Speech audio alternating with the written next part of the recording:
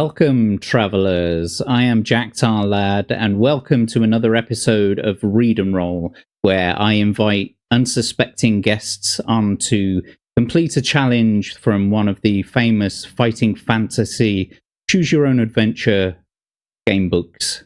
And today we have a man who is single-handedly bringing kind hearts and like minds together on his own shows with Dara Chat and Rumble Squared and Dara's Hangout Den. We have the wonderful Daramouthe on the stream today, so let's bring him in without further delay. How are you doing today, Dara? Yes, I was contemplating the universe as you were trying to up my name. I appreciate it, good sir. Anyway, well, all I can say is we'll see how this goes. If it doesn't work out well, at least I tried, and I probably died in a ditch somewhere where there were spikes, so there you go. You never know. He could completely win the game within 10 minutes, although it's very doubtful. It's a long way to go before 10 minutes, before you can complete the game, but I hope you do very well. Abe did very well last week getting through the game book, although he did die twice. So what you're saying is I can win in 10 minutes. Okay, I gotta write down. Jack says you could win in 10 minutes if you're quick enough. Well, no, I'm not called shortstop for nothing. All right. It depends on what book you choose as well, and we'll get to that shortly. But if you don't mind, boys and girls, doing all the things and the stuff, if you can like, subscribe, and click on the notifications, and comment down below. Make sure you are telling me if there's things that you'd like to see, things that you think I could change. If you enjoy something, please let me know down below. We will get into the game very, very shortly. I just want to say hello to the people in the chat. I can see that we've got Legatus here so far. And we've also got Daily Dysfunction. And we've got our favourite,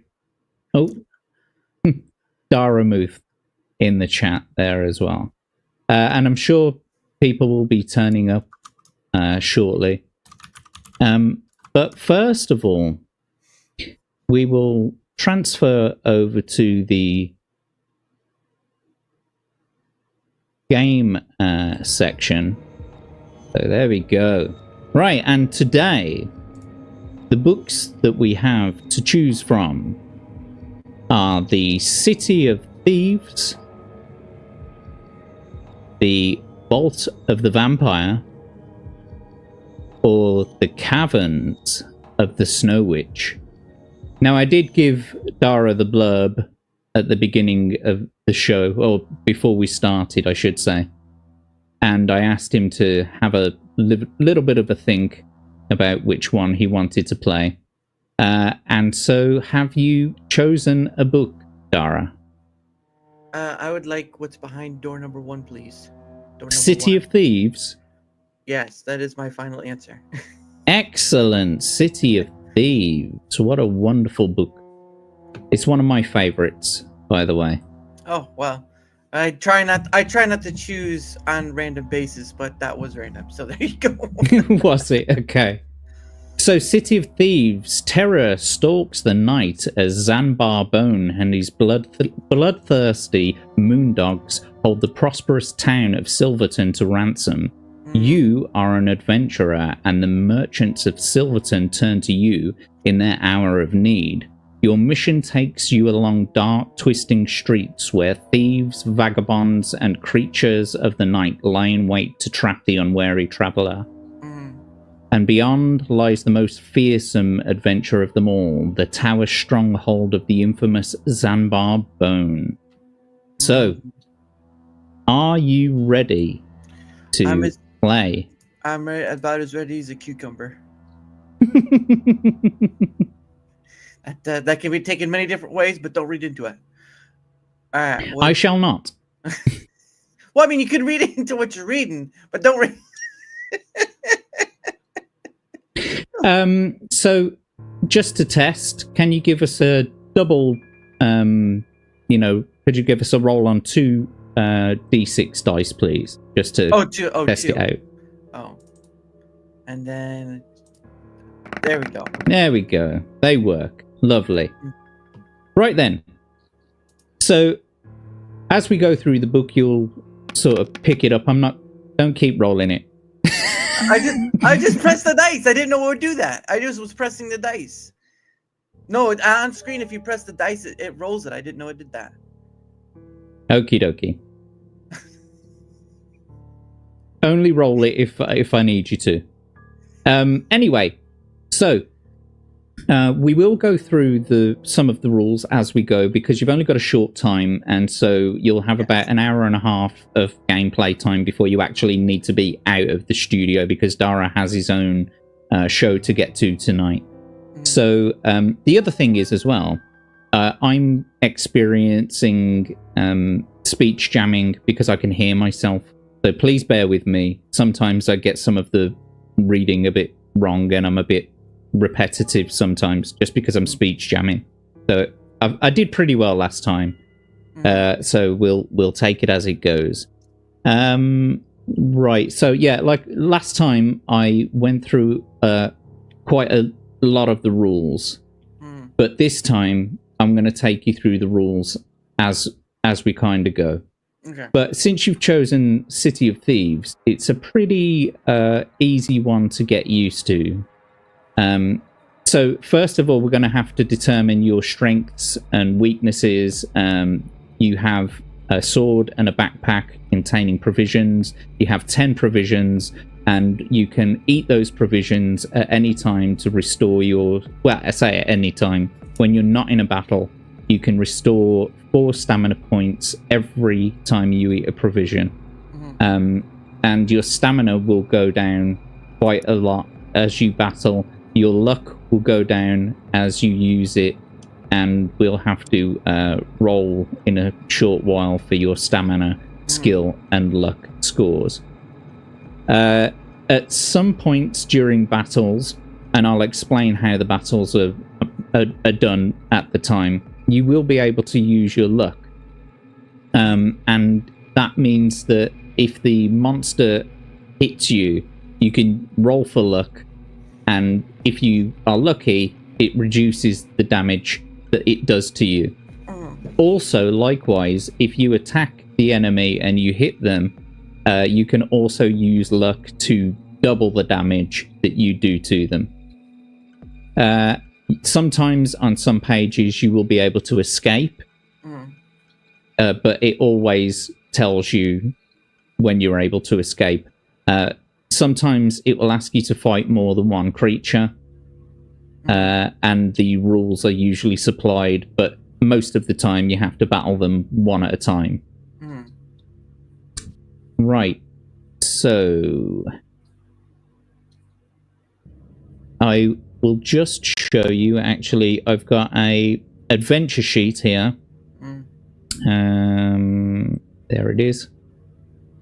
And so we're gonna be filling this out shortly with your initial skills, and they will become your current your current scores.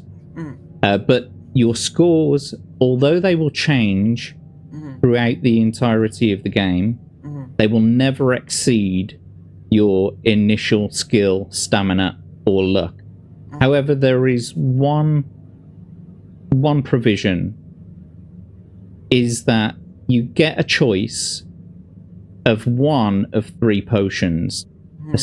A potion of skill, a potion of stamina, or the potion of fortune. And the potion of fortune can, when you use it, it can restore your skill. Sorry. It can restore your luck score, and it adds 1 to your initial luck. So, let's just go back to... Yeah, so you've got the potion of skill, restores skill points to their full.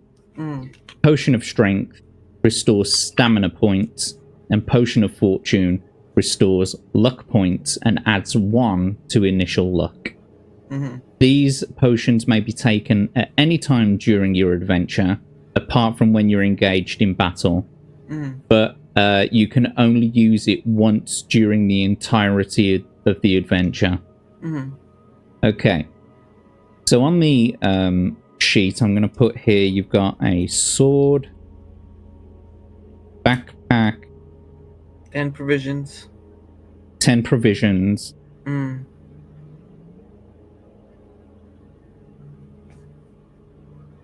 And would you like to choose the potion that you're going to take with you on your journey? Strength. Potion of strength. Mm. Okie dokie. So, first things first, we're going to determine your skill score. Mm. So, can you please roll 1d6? Okay. And okay. 1, and we'll add 6 points to that, so it gives you 7. I'm afraid that's not an extremely good score. Next, we're going to determine your stamina score. So can you roll 2d6, please? And I think that's it. Ooh. 6 and a 3, that's 9. Add 12, that's 21. Woo. And for your luck, can you roll 1d6, please? Okay. Ooh. 5 plus 6, there we go. Got 11 for your initial luck. So 7, 21, and 11. Those are your current scores because you haven't started the adventure yet. Mm-hmm. They will never, ever get higher than that score. Even if you, like, let's say you're at 20 stamina and you eat one of your provisions which restores 4 stamina points, it will never go higher than 21 in this round. Okay? You will go along in the adventure and you will be able to buy things, you will find things, and don't worry, I will add all these things to the adventure sheet as we go. You've got a notes section here, and we can add anything you want to the notes section, and all you got to do is ask me to bring this adventure sheet up at any time, and I'll do that. So, are you ready to embark on your adventure? Yes. Very good. I'm glad to hear that. Because it'd be a bit cack if you weren't. Thank you. Benjamin Jansen just coming into the chat there. Hello, Ben. Good to see you, mate. I'm glad to see some new people. Not that you're new. I've known Ben for quite some time, but I don't believe I saw you last week. Maybe I did. I'm forgetting. I don't know. Oh, and we've got a guy who is sleepy who is here as well. Good to see you. Right. So, let's get into the game.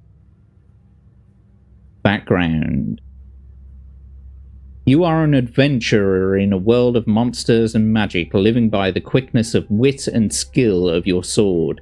You earn your gold as a hired warrior, usually in the employ of rich nobles and barons on missions too dangerous or difficult for their own men. Slaying monsters and fearsome beasts in pursuit of some fabled treasure comes as second nature to you. Being an experienced and highly trained swordsman, you allow nothing to stand in the way of your quests. Your success on a mission is always assured, and your reputation has spread throughout the lands. Whenever you enter a village or town, the news of your arrival spreads through the citizens like wildfire, as few of them have ever met a dragon slayer before. Ooh, you're a dragon slayer. Oh, man. You like dragons, do you? I was born in the year of the dragon. I'd rather be the dragon itself, to be honest. Oh, well. One evening, after a long walk through the outlands, you arrive at Silverton, which lies at the crossroads of the main trading routes in these parts.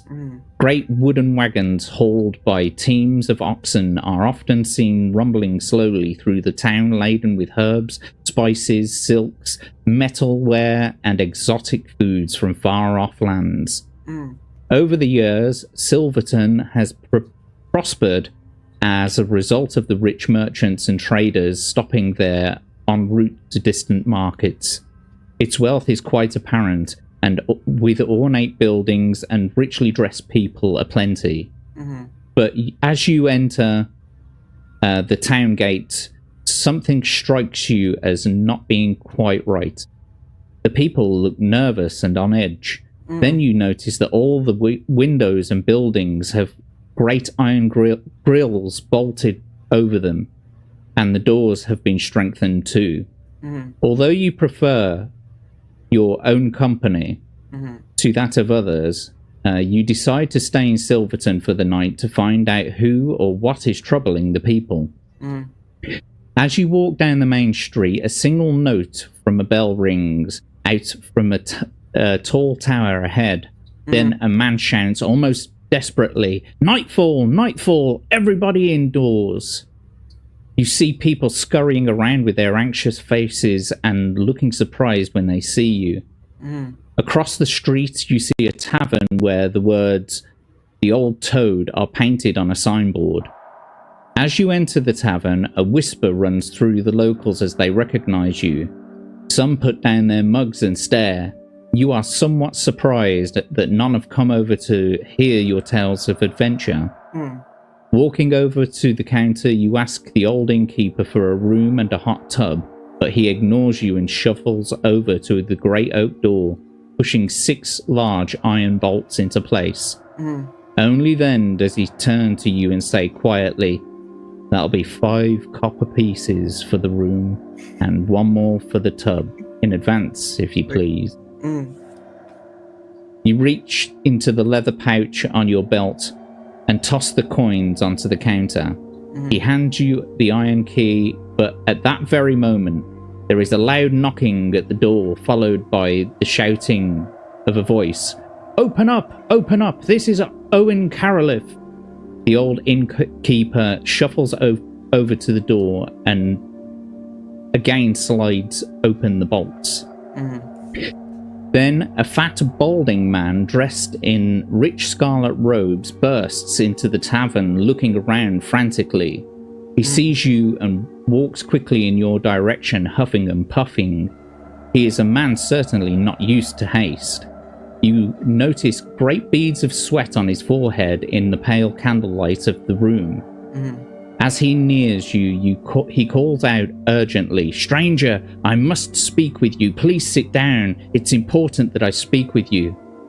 When he turns to the innkeeper to snap his fingers for food and drink, you can see that he is obviously of some standing in the town, but his face is full of anguish and sorrow.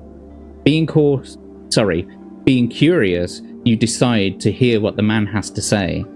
He pulls a chair out for you at a table, bidding you to sit down, and the innkeeper bustles in with a tray laden with hot broth, roast goose, and mead. The man in the scarlet robes sits opposite in silence, watching you as you feast, though examining you for some purpose of his own. Finally, as you push your plate away, the man leans forward and says in a low, anxious voice, "Stranger, I know of you and I seek your aid. My name is Owen Caroliff, and I am the mayor of Silverton. We are in great trouble and danger. We are living under a curse, and it is I who must rid us of it. 10 days ago, 2 messengers of evil rode into town on huge black stallions with fiery red eyes. It was impossible to see the faces of the riders, for they wore long black cloaks with hoods pulled over their faces. Their voices were cold, arid. Each word spoken ended with an unnerving hiss. They asked for me by name, and when I came to greet them, they wanted to take my beloved daughter Michelle to stay with their master, Zanbar Bone. No doubt you know that he's the Night Prince. Of course, I refused their demand, and without another word they turned and rode slowly out of town, heads down and shoulders hunched. I knew then that beneath their cloaks were hidden the skeletal and soulless bodies of spirit stalkers. Zanbar Bone always uses them as his messengers, as they will complete their mission or die in an attempt. And they do not die easily. Only a silver arrow through the heart will release those evil beings from their eternal twilight existence. Who knows what it will take? Sorry, some of the text hasn't actually been updated correctly. Who knows what it will take to kill Zanbar Bone? Anyway, that same night after the Spirit Stalkers left, our troubles began.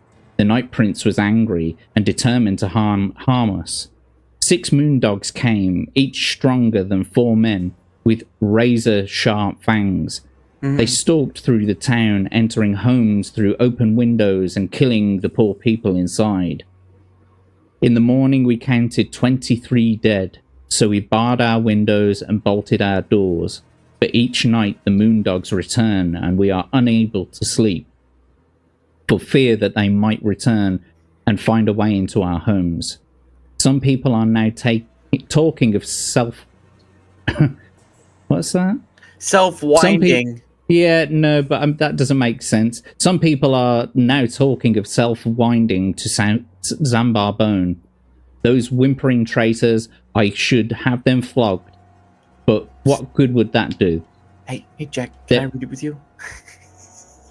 If you really want to, if you can read it. I can read it. Okay, well, we'll finish what you were reading. I don't want to interrupt you for that. So finish what line. Well, you can start from here if you like. So that's the person still speaking, right? Yep. Yeah, the mayor, right? Mm-hmm. Yeah. There is but one hope, and that rests with you, stranger. There is a man called Nicodemus, who, for reasons I'll never understand, lives in Port Blackson. The place is commonly called the City of Thieves, as it is the home of every pirate, brigand, assassin, thief. Is thief spelled right? I thought it was. Okay. And evildoer for hundreds of miles around. I think he lives there just to get some peace from the likes of us. He is a wise old wizard, and is unlikely to come to much harm, even in Port Blackson, for his magical powers are great. He alone is capable of defeating Zanzibar Boom. Zanzibar, yeah. Zanbar. Zanzibar? Oh, it should say Zanzibar because it just works. He used to be a friend of mine many years ago. We need him, and I beg you to bring him to us. None here dares enter Port Blackson. You will be well rewarded if you help us, stranger. Take these 30 gold pieces for your journey, and take this sword to use and keep. As Owen Caroliff rises, he pulls back his scarlet robe, revealing the finest broadsword you have ever seen. That's ever seen. You have ever seen. He hands it to you, and touching the edge of the blade, you are surprised to see a droplet of blood fall from your finger. Then you examine the marvelously ornate gilded serpents twinning round the hilt. You have never wanted anything so badly in your life. You stand up and hold out your right arm to Owen. He shakes it eagerly, saying, You must set off at the first light of dawn. The moondogs will be gone by then. I shall be forced to stay the night here also. So let's drink to our destiny, and may the gods be with ye. Very good. Gotta add a little flair to it. Come on. It does, yeah. Well, I don't. You can if you want to. I will indeed, sir. Now keep on reading. For the next hour, Owen talks about your upcoming journey, explaining in detail how to reach Portland. That's supposed to be Port Blacksand. Port Blacksand. Later, you. Do you want a whole AI thing to go through this? Because you're missing a lot. Well, I did it manually myself. Oh, okay. Anyway, later you gather up your backpack and furs and climb in climb the wooden stairs to your room. You sleep uneasily despite the security afforded by your new broadsword, as you are more than once woken by the sniffing, scratching and howling of the roaming moondogs outside. By dawn you are already awake and dressed and determined to reach Port Blacksand quickly to find this man Nicodemus. As you leave the tavern, a black cat scurries past your feet and almost trips you up. A bad omen, perhaps. It's not. You got a Nicodemus. Nicodemus. Come on, I want to hear like that. Like this is like I read this in because I've listened to the Witcher series, and it's like you kind of have to. It just sounds right when you do it like that in the old English sort of thing. I came here to be an adventurer. I didn't come here to be a tutor. Bloody hell! Well, first of all, before we carry on, I just want to say hello to Yarnwitch, who's popped in. I hope your stream went well earlier. We've also got Iron Oxide here. Thank you for joining us. Did anyone else pop in whilst we were chatting? No. Okay. But nevertheless, welcome. Good to see you. Right. So on with the show because we haven't got very long. So this is the first chapter, and you will be presented with the first 3 choices shortly. The walk to Port Blacksand takes you west some 50 miles across the plains and over hills, fortunately without any harmful encounters. Eventually you reach the coast and you see the high city wall surrounding Port Blacksand and the cluster of buildings projecting into the sea like ugly black marks. Ships lie anchored in the harbour and smoke rises gently from the chimneys. It looks like a peaceful enough town, and is only when the wind changes that you smell the decay in the breeze to remind you of the evil nature of this notorious place. Following the dusty road north along the coast to the city gates, you begin to notice fearful warnings. Skulls on wooden spikes, starving men in iron cages suspended from the city wall, and black flags everywhere. As you approach the main gate, a chill runs down your spine, and you instinctively grip the hilt of your broadsword for reassurance. At the gate, you are confronted by a tall guard wearing a black chainmail, coat, and iron helmet. He steps forward, barring the way with his pike, saying, I want to do this. "Who would enter Port Blacksand uninvited? You stop! I was gonna do State that. the nature of your business, or go back the way you came." Bravo! Thank you.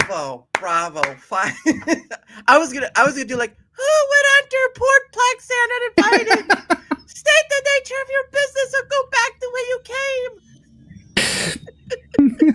came. Jesus Christ! He's like a big lumbering dude. With chainmail on. Who's come to the gates? Who is it? Yeah, Legatus got it. Avon calling. That'd be so funny. He's like, what the hell just happened here? Why is he so... I'm just a guard! Hurry up! So, first of all, before we carry on, I just want to make sure that we've added the 30 gold pieces. Yeah, 30 gold pieces. So that you... Was it 30 or 20? Well, I'm giving you 30. All right, Forget about what Owen gave you. I'm giving you 30. Which is... So, there we go. We've added that to that. Right, so your choices are... Will you tell him you wish to be taken to Nicodemus, tell him you wish to sell some stolen booty, or attack him quickly with your sword? I just want to turn this thing into like the worst thing ever, but I don't know if I want to do that. It's your game to play. Sweet. All right, let's attack him. Okie dokie. I'm gonna die easily. As you draw your sword, the guard leaps to his right and attempts to ring a small bell on the wall of the guardhouse. Test your luck.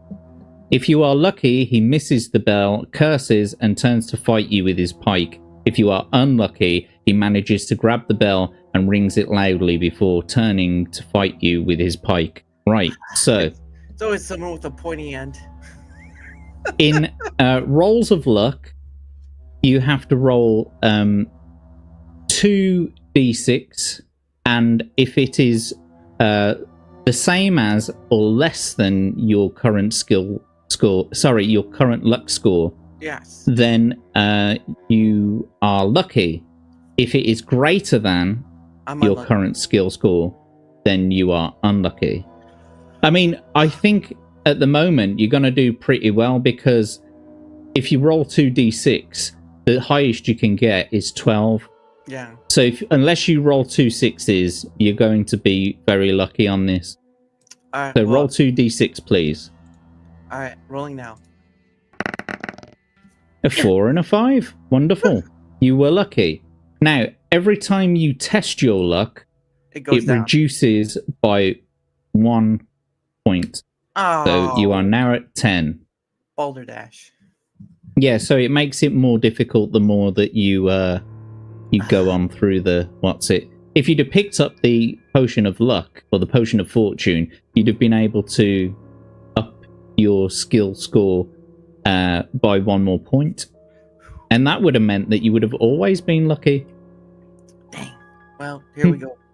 Anyway, so you were lucky. He misses the bell, curses, and turns to fight you with his pike. So let's turn to 10. Woo! So, with our first battle, the guard is really annoyed and charges at you with his pike. Let's enter his... Oh, actually, we'll get the...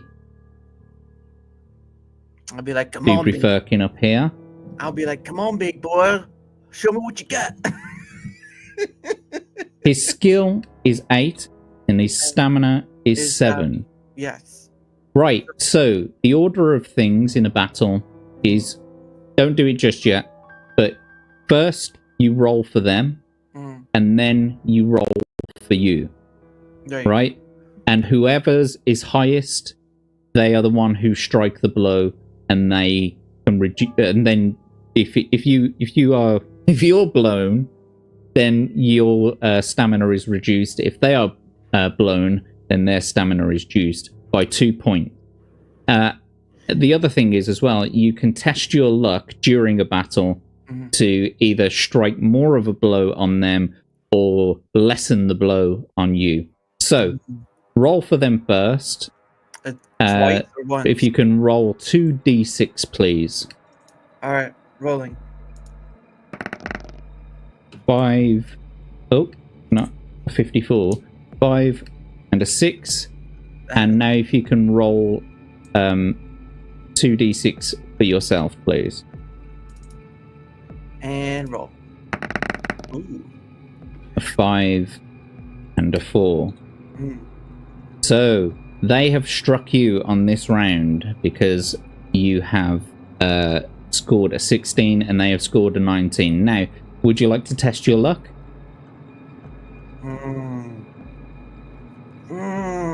Let's go for it. You want to test your luck? Okay, roll 2d6, please. Right. Ooh. 5 and a 1. 6. That's wonderful. You were lucky, so you are lessened the blow by 1. We'll bring your luck score down, and so that means that we are on a stamina score of 20 now. Okay, next round. Roll 2d6, please, for them. There you go. 2 and a 6. And now roll... Just a second. And now please roll 2d6 for yourself. Big money, big money, big money! Ooh, nice. 4 and a 6, which means that you have scored the blow on that one. Woo! Would you like to use your luck at all? You don't have to. I can just reduce their stamina score by 2. Let's just do that then. Okie dokie. Like I say, you don't have to use your luck on any of these rolls. You can just carry on through the battle and see how it goes. So next round, can you roll 2d6 for them, please? Right. And 7. 3 and a 4. So that gives them 15. Mm-hmm. And now if you can roll 2d6 for yourself, please. Big money, big money, big money! Woo! 3 and a 5, which means that you have rolled a 15. Now, unfortunately, both are exactly the same scores. You both scored a 15 on that round, which means that you've parried and no attack value needs to be added. So roll again, please, for them. 2d6.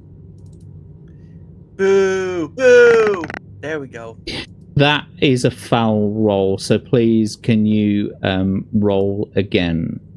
Aww. Gosh. There we go. A 3 and a 2. That gives them 13.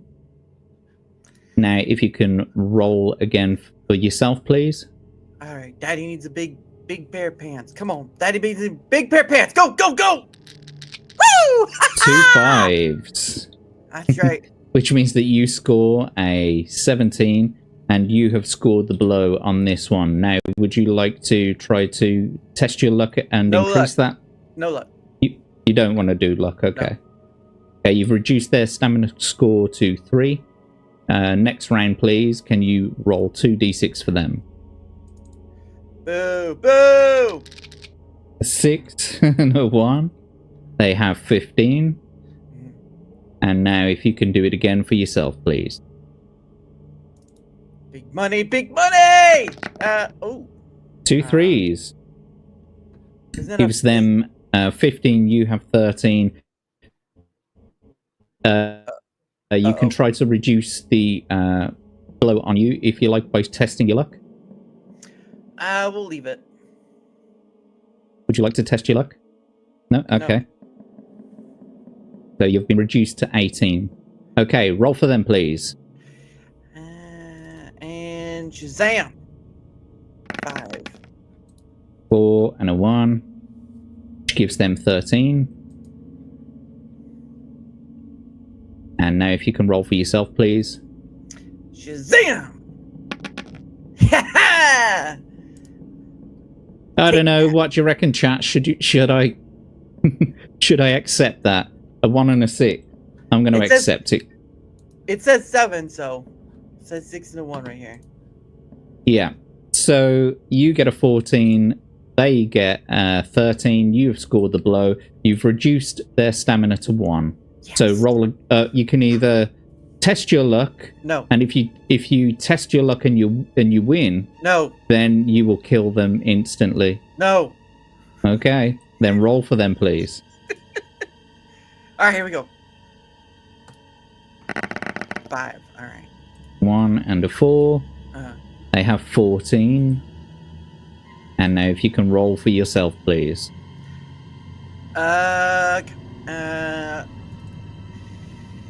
Let's go. 5 okay. and a 1.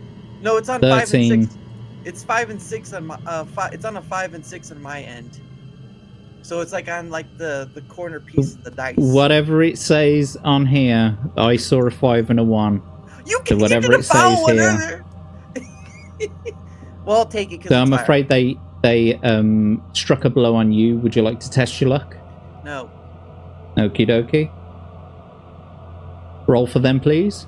I'm a rolling. Ooh, snake eyes. Nice. Snake eye. That's right. I like the snake eyes sometimes. We're gonna play a nice game. It's gonna call me Snake Eyes. And can you roll for yourself, please? Sure. And go. Ooh, there we are. 1 and a 6. And you have defeated them by the look of it, because that is 14. Woo-hoo! So yeah, woo! Woo! They are defeated. Woo! Just delete that history. There was actually something that I failed to mention. In addition to the rules of the game that are given by the book, I have also added my own rules to this game. So, no, it's kind of an advantage to you. So, much like Who Wants to Be a Millionaire, you've got 3 lifelines. Yay! The first lifeline is ask the audience. So if you want to ask the audience what their opinion is on a certain set of choices, you can see what they say. The second is to phone a friend, which means that you can ask one person in the chat for their advice. Right. And the third is quite useful. It's called backtrack. And that allows you to, if you turn to a paragraph and you don't like the outcome of that paragraph, you can backtrack to the previous. Okay? And you can use those at any time, providing you're not in a battle. Anyway, congratulations. You won your first battle. You have reduced your stamina score to 16. You can use any of your provisions to raise it back up to 21 or as many as you like. So you want to use one provision. One provision. Okay, you now have 9 provisions and we will up your stamina to 18. Excellent. Just so you can see that, sorry. I've reduced your provisions to 9 and I have put your stamina score up to 18. I thought it was like +4 for a provision. My apologies. I think it is actually. Yeah. So it'd be 20 instead of... Yeah. Yeah. Yeah, there we go. So 20. You are at 20. Some games master I am, eh? Dungeon Master, you ain't. Alright, now we'll get I just want to see what people are saying in the chat. We're just men. We're just men, Yarnwich. We're innocent men. We're just men. I like to Anyway. Alright, go ahead. So you... Hang on. What happened? Uh-oh, what'd you do? I just needed to see how many attack rounds it lasted. Probably... What was it? It was 8 attack rounds. So 130. Oh no. As the guard slumps to the ground, 2 more armed men appear from the stone guardhouse by the gate, obviously attracted by the noise of your battle. There is no time to run, so you must fight them one at a time. So, back to the battle. I like to do the... no, I can't. Never mind. Go ahead. What was you going to ask? Nothing. Just keep going. Okie dokie. So the first guard is a skill of 6 and a stamina of 6. Okie dokie. Let's go for it then. Roll twice, once for them. Well, you know what I mean. 1 and a 2. That gives them a 9. Hang on, let's just take the old scores out. It gives them a 9, and if you can roll 2 for yourself, please. Boom! Woo! A 1 and a 5. Yes. And that gives you 13. Whee! So you've struck a blow. Would you like to test your luck? No, sir. Okie dokie, then please roll for them. Woo! 2d6. Okay. Let's go for round 2. Woo! Ooh. A 2 and a 2. Yes. That gives them 10. And then can you and then can you roll 2 for your 6, please? Sorry, 2 for yourself. Yes. A 1 and a 2. That gives you a 10. You've parried blows. Let's go to the next round. So Yay! 2d6 for them, please. Woo!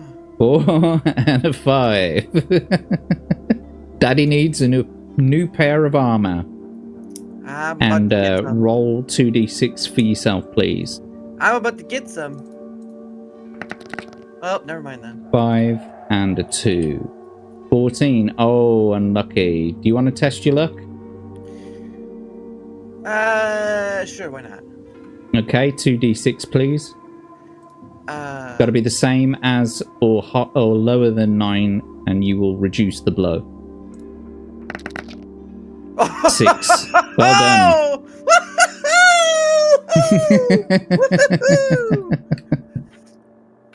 So now on the next luck test, you got to get 8 or lower. What was you going to say? I said next time we should just do it in a grungy accent next time. See if you can. Oh, you shouldn't do it like that. It's not the way.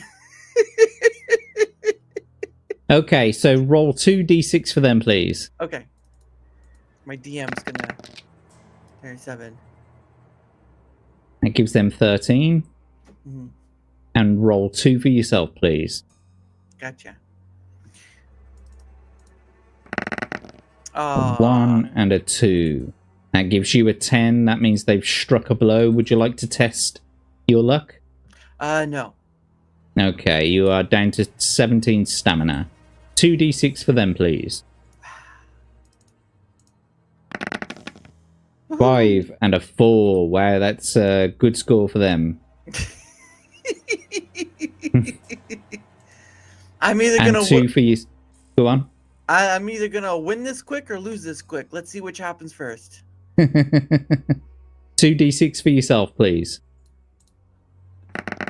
5 and a 2, which gives you 14, and that means they've struck another blow on you. Would you like to test your luck? No. Okie dokie. You are down to 15 stamina. Roll 2d6 for them, please. 5 and a 3. That gives them 14. I feel like I'm at a craps table. I need to do a few more rolls. Alright, my turn. And yeah, roll 2 for yourself, please. Big ones, big high, go! Oh well. 3 and a 2. That gives you 12, and they have struck another blow on you.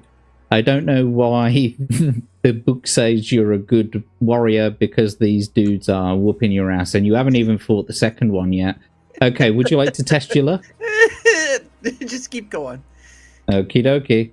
I'll either lose it quick or win it quick. Either or. 2 for them, please. My fate is in the heart of the dice. Yeah, I pulled the Yu-Gi-Oh there. Oh, there we go. Okay. 2 and a 1. Yes. Gives them 9. That's a good score to sort of battle against. So go for it. A big number, big number, big number. All right, we'll That's do it. Better. So at least you've struck a blow on them this time. Take him out. Take him all the way out. 2. So next roll, please. Got it. Boo! Oh, 6 9. 4 and 2 gives them 12. And 2 for yourself, please. Bam! Oh, 3 7. and a 4. Oh, Grandpa says that gives you 14. Yeah. And that means that you have defeated that guard. And so Woo! it is on to the next guard. On to the next guard. The next guard has a skill of 7, but a stamina of 5. So, roll 2 dice for them, please. Yes, sir. And shakalaka. Oh, that a 1 and a 5. Yes. Gives them 13. And the other guard runs away. That's right, Legatus. He runs like a whiny baby. Because I smacked his behind. Alright, my turn. And 2 for yourself. Bam! Yeah, 2 for yourself, please. 1 and a 4 gives you 12. They have struck the blow. So would you like to test your luck? No. No testing. Okie dokie. You're down to 11 stamina. Let's go Next for it. roll, please. 2d6 for them. Oh, no, I did that wrong. I pressed too many. I apologize. I'm going to take the two highest, so I'll give you a 4 and a 2. Oh, is that for them? Yeah, that was for them. Okay, I'll give them. I'll give you the advantage just so that you don't have to roll again for them. So that's 11. And roll 2 for yourself, please. Okay. 1, 2. Okay, I don't know why I pressed it 3 times. 5 and a 3. Those are good numbers. 15. You've struck a blow on them. Woo! They're down to 3 now. Okay, roll 2 for them. Alright. Oh, jeez. Man, that's completely fouled. Oh, try again? Yes, please. Okay. Oh, sorry, I pressed it wrong. Here we go.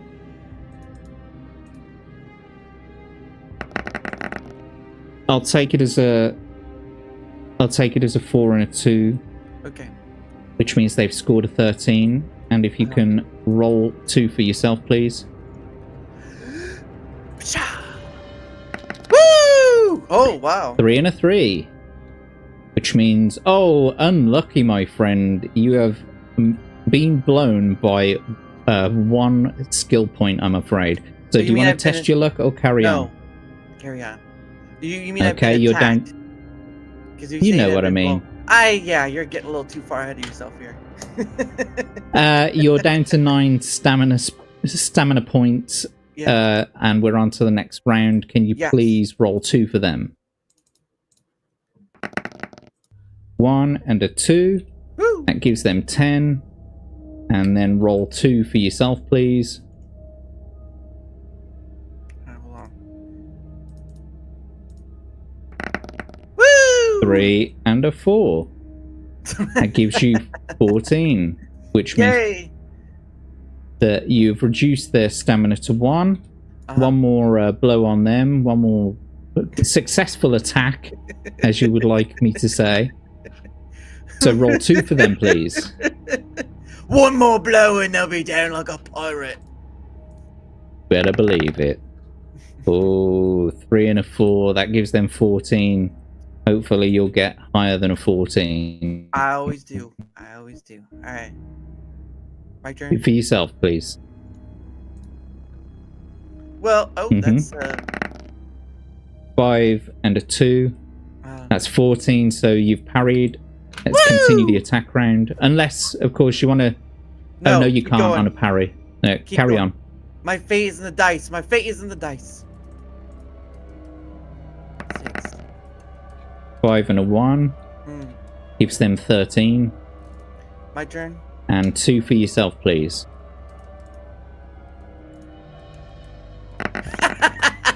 6 and a 2. Daddy says which it's time to go means that you have successfully defeated both guards, and we can continue on our journey, I believe. 17. There we go.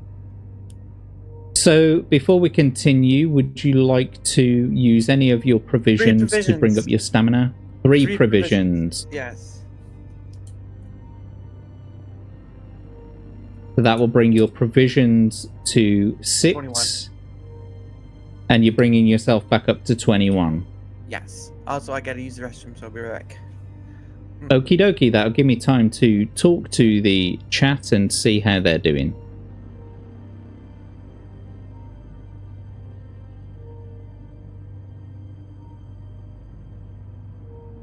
And hello to Davyverse. Welcome. Good to see ya. And Anvek, good to see you back, mate.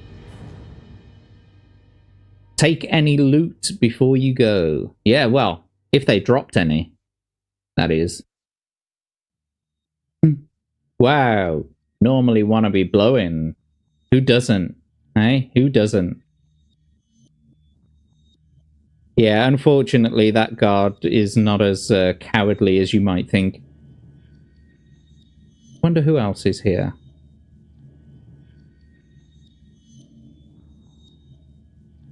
Well, luckily you're all keeping yourself occupied, chatting in the chat there.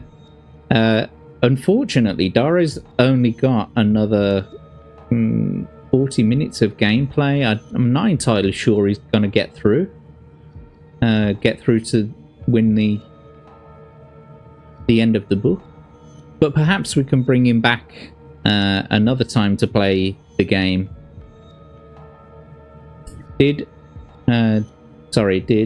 D&D the other month of 3 nat 1s in a row, why fight a stone golem killed me. Did I ever think of doing this with just the chat? I haven't thought about that actually. Perhaps that is a very good idea. I will think about how to do this.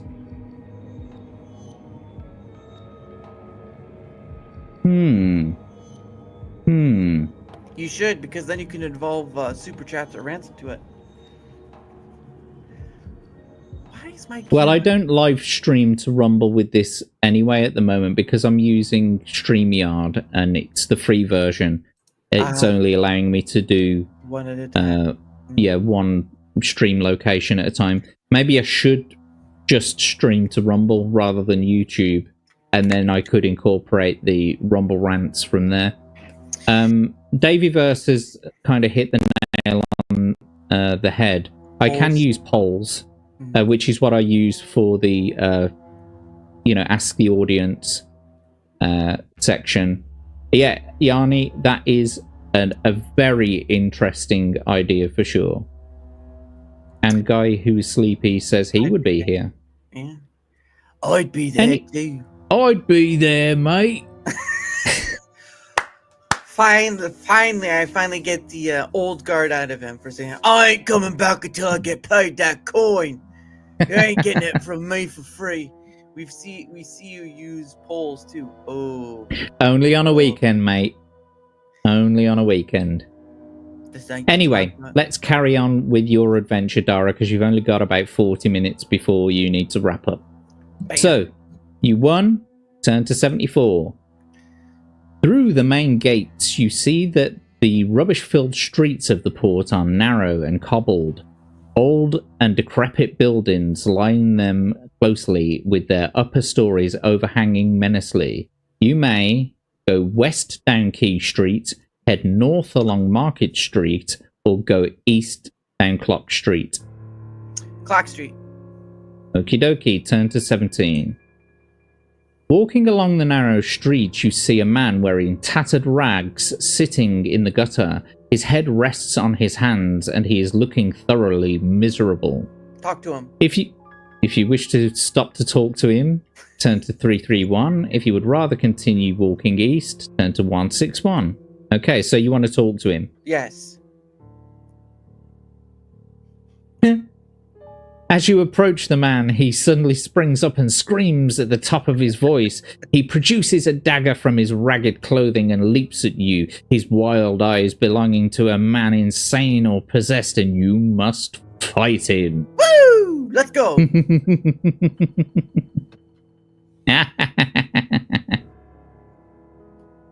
Okie dokie. So the man has 5 skill and 5 stamina. Shouldn't be too difficult to battle this dude. So in that case, please, as before, roll 2 for them. Yes, sir. All right. 1, 2. Boom. 2 and a 4, and that gives them 11. If you can roll 2 for yourself, please. 3 and 4. 4 and a 3. That gives you 14. That means that you have struck a blow on them. Woo! And I will reduce their stamina to 3. Unless you want to test your luck, and Keep then going. that will add another blow. Okay. So roll 2 for them, please. Next round. 5 and a 2. That gives them 12.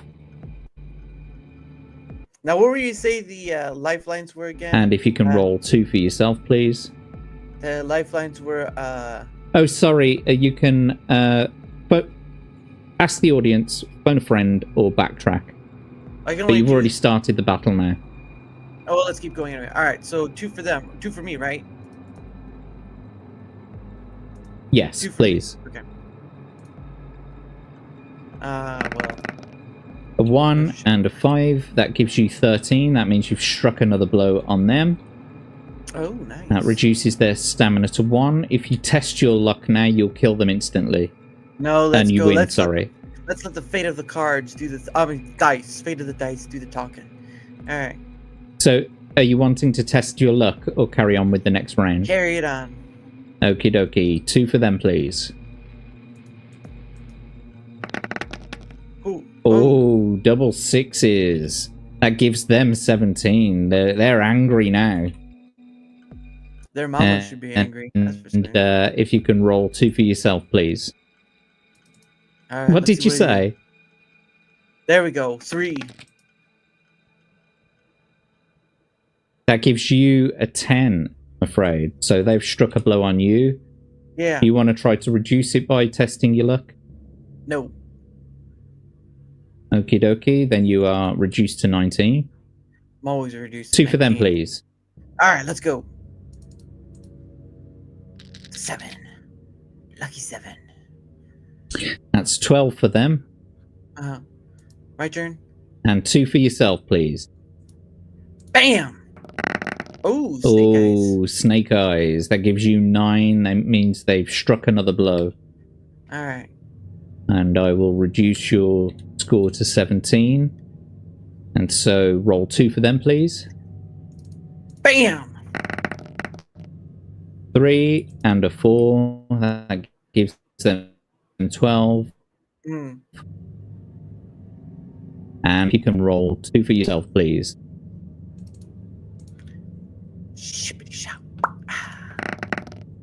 5 and a 6. That's a pretty good score. Gives you 18. It means you've destroyed the old man. Woo! And we can continue on your journey. Would you... I mean, just keep in mind, you've only got 6 provisions left. Yeah. So you don't want to use any provisions. Not now. Okie dokie. Fair enough. Okie dokie, you won, so we'll turn to 86. A leather pouch hanging round the neck of the man contains a small glass ball containing what looks like swirling smoke. Will you smash the ball on the ground, Take it, put the ball in your backpack, or leave the ball behind and continue east? Take it. You want to take it? Yep. Okay. Glass balls.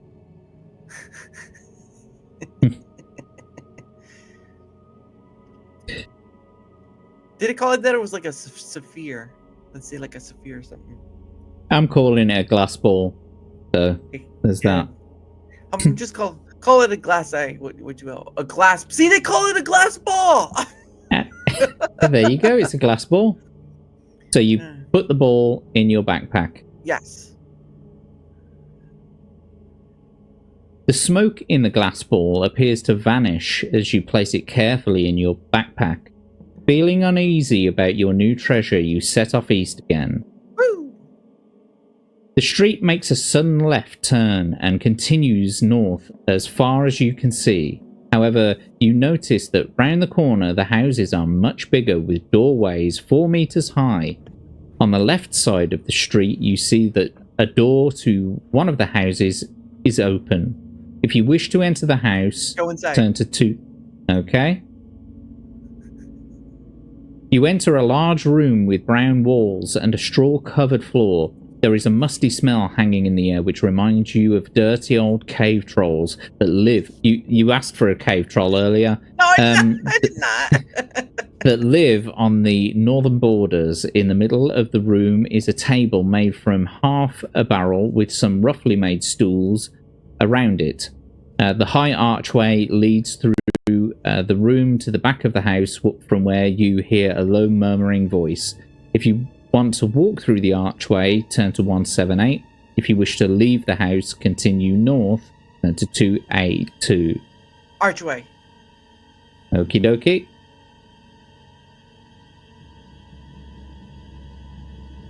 Do you know what I haven't been doing? What? Keeping track of your backtrack thing. So I haven't been keeping track of the... haven't been keeping track of the paragraphs. So I'm going to enter this one in here now, and we'll have to start it from here. So you're at 178. The archway leads into a large room in the center of which crouches a human-like creature, some 3 meters tall. He looks very worried and is muttering to himself. The lumps on his face are distinguishing marks of an ogre.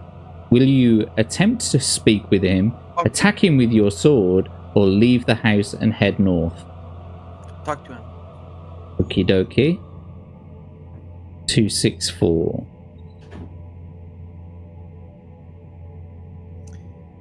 Before you are able to speak a word, the ogre's voice booms out saying, "Somebody has stolen all my food. Will you give me some of yours?" Provisional. If you wish to give the ogre some of your food, deduct 2 from the provisions on your adventure sheet. If you wish to refuse his request, turn to the other page. Do it. You want to give him some? Yes. Okie dokie. So I will deduct 2 provisions. 4 now. Yep.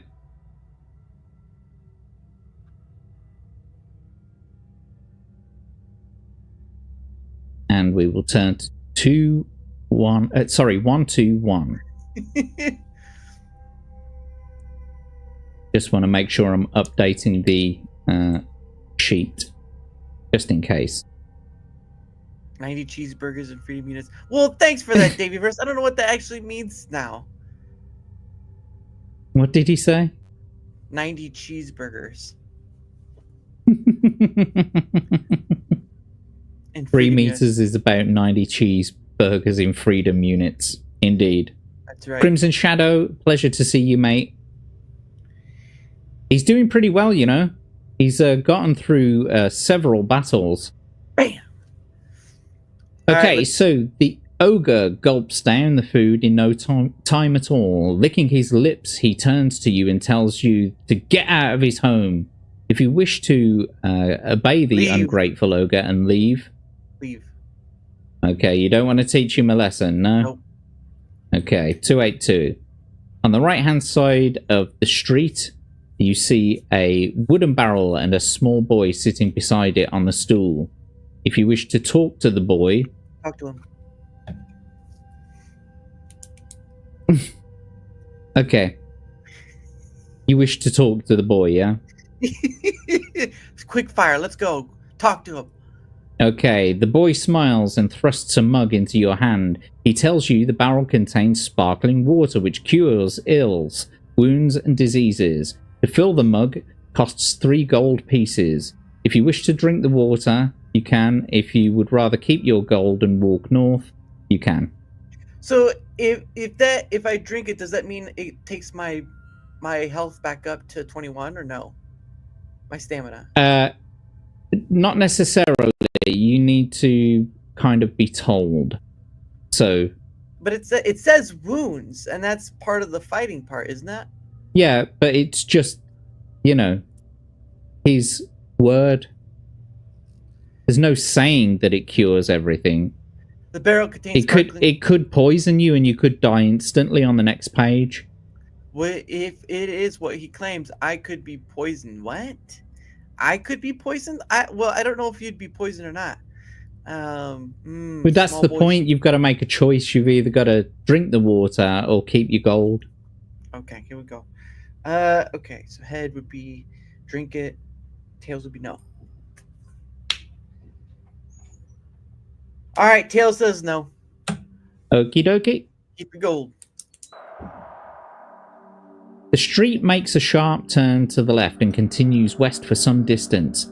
Turning the corner, you are suddenly jumped on by 3 short, stocky assailants who are hiding down an alley. 2 grab your legs and 1 tries to knock you out with a cudgel. Test your luck. So, let's bring up the adventure sheet. I have to do 8. Oh, that's gonna be hard. Yeah, 2d6, please. All right. All down. Oh, nice. 4. Woo! Pleasure. Woohoo! There we go. You were lucky. Woohoo! Excellent. So, 3. if you are lucky, you manage to duck to avoid the blow. Turn to 384.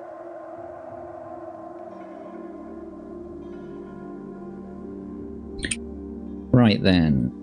As the cudgel swings through the air above your head, you punch the dwarf holding it. He lets out a scream and drops the cudgel. Feeling his bleeding nose and seeing the blood on his hand, he screams again and runs off down an alley. The other 2 dwarves holding your legs realize that you are not an easy victim and run off after their fellow robber. If you wish to chase them down, you can. Otherwise, you can set off west again. Oh my gosh, they beat Betty! Let's go west. Okie dokie. 396.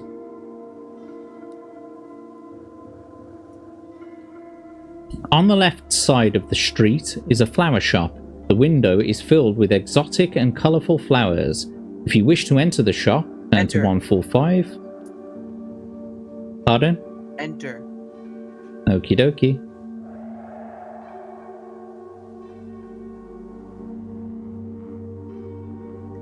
Inside the shop is an old woman busily watering the flowers and plants. She looks up and smiles, saying, "I'll let you do this one. You can do your you can do your high pitched one." Good afternoon. My name is Mrs. Pipe. Can I interest you in one of my special flowers? If you wish to see what she has to offer, turn to 293. If you wish to leave the shop, refuse politely and head west. Turn to 24. 293. Okie dokie.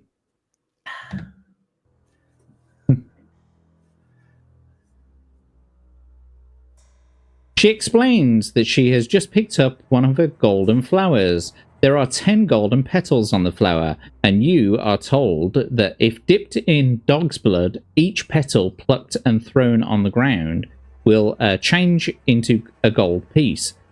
Mrs. Pipe asks for any magic item, piece of armor, or food, 2 portions of your provisions, in exchange for the golden flower. If you wish to trade with Mrs. Pipe, make the necessary changes on your adventure sheet. Or so, glass ball. That's a magical okie dokie. item. That's a magical item. Any magic item, piece of armor, or food. Okay. Yes. So, Magic item, the orb. the orb. The orb. The glass orb. Right there. Get the glass orb right there. Take it out. You're gonna give us some of your glass balls. That's fine. We can give her the glass ball. Oh, and instead, yeah, we're adding the golden flower. 10 petals. Yeah, the golden flower. The golden flower. We're gonna add the golden flower, right there.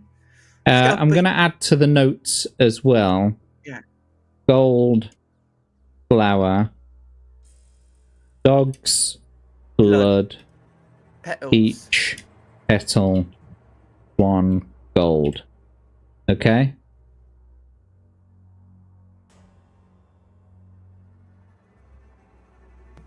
Continue. So, yes, we do have to continue. There is no other choice. Whether you trade or not, you leave then you then leave the shop and head west. Woo. 24. Enter. Look, I've got to read the paragraph so that it keeps the chat in the loop as well, the viewers in the loop. I can't just jump ahead like that, mate. 20. Okay, so there is another shop on the left side of the street. An iron grill over the window prevents you to seeing what kind of a shop it is.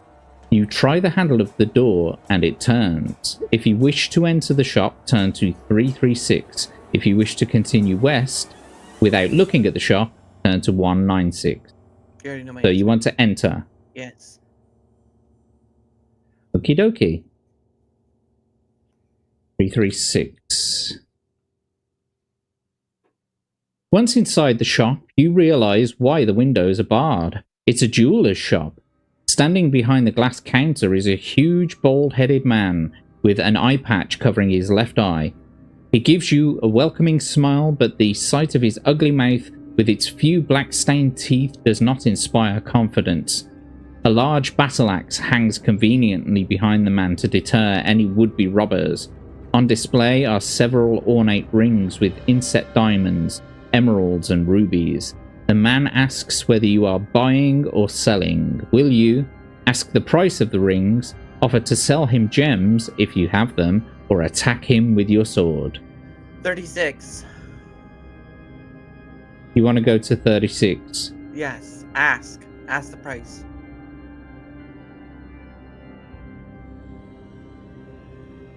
The man leans on the counter and tells you that the ring of invisibility costs 10 gold pieces, a ring of fire costs 8 gold pieces, and a ring of ice costs 7 gold pieces.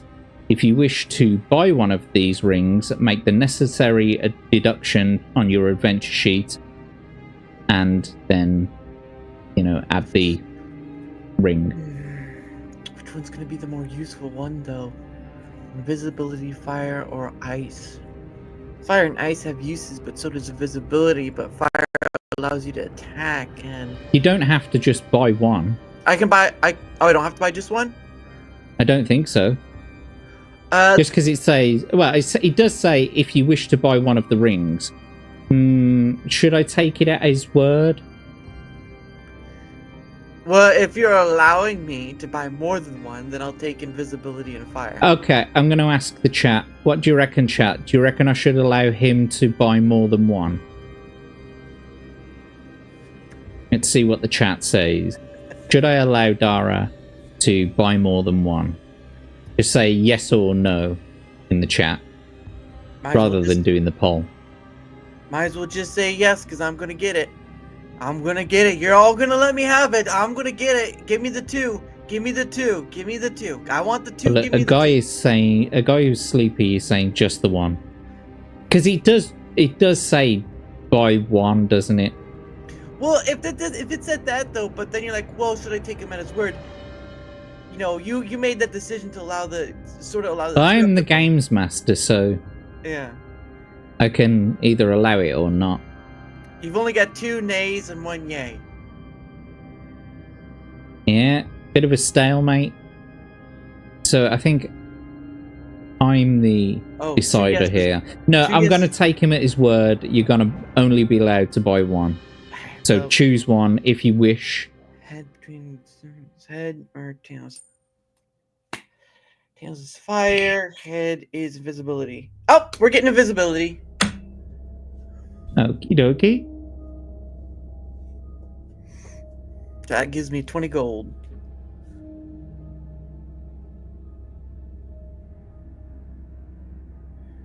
$20 gold, and you've got the ring of invisibility. Woo!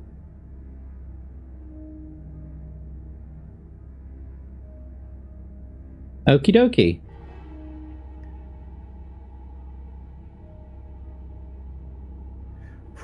Either way, we leave the shop, bidding the man farewell. You slip the ring on your finger and leave the shop and head west. You arrive at a 4-way junction in the street. The street continuing west changes its name to Key Street, and the street running north is called Market Street. North and south. Looking to the north, you see a crowd of people walking up the street, cheering loudly and waving their arms. You decide to follow them. Ow! As you catch up with the chanting crowd, you can see that they are carrying eggs and rotten tomatoes. Soon, the street opens out into a large market square. All round the edge are stalls with vendors, hawkers, musicians, and entertainers carrying on their business.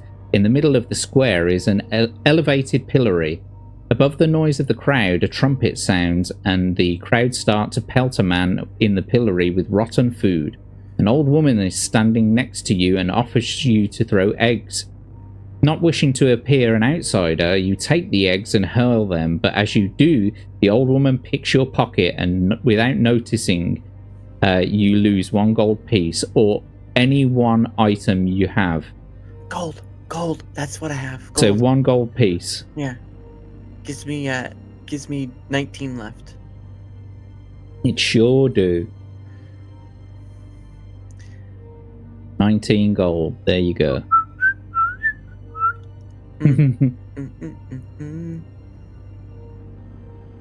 The food stalls are selling fruit, vegetables, meat and hot soup, corn and chestnuts for hungry shoppers. You may eat some of the food if you wish, pay 3 gold pieces and increase your stamina by 2 points. Do you want to do any of that? Yep. Pay 3. You want to eat something, pay 3, yep. Increase your stamina by 2. Yep. I'm living on the edge.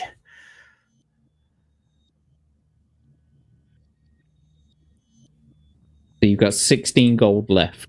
Woo! And your stamina is now at 19. No, 19. 19. Now, walking north along the west side of the square, you see a man dressed in purple velvet playing a lyre.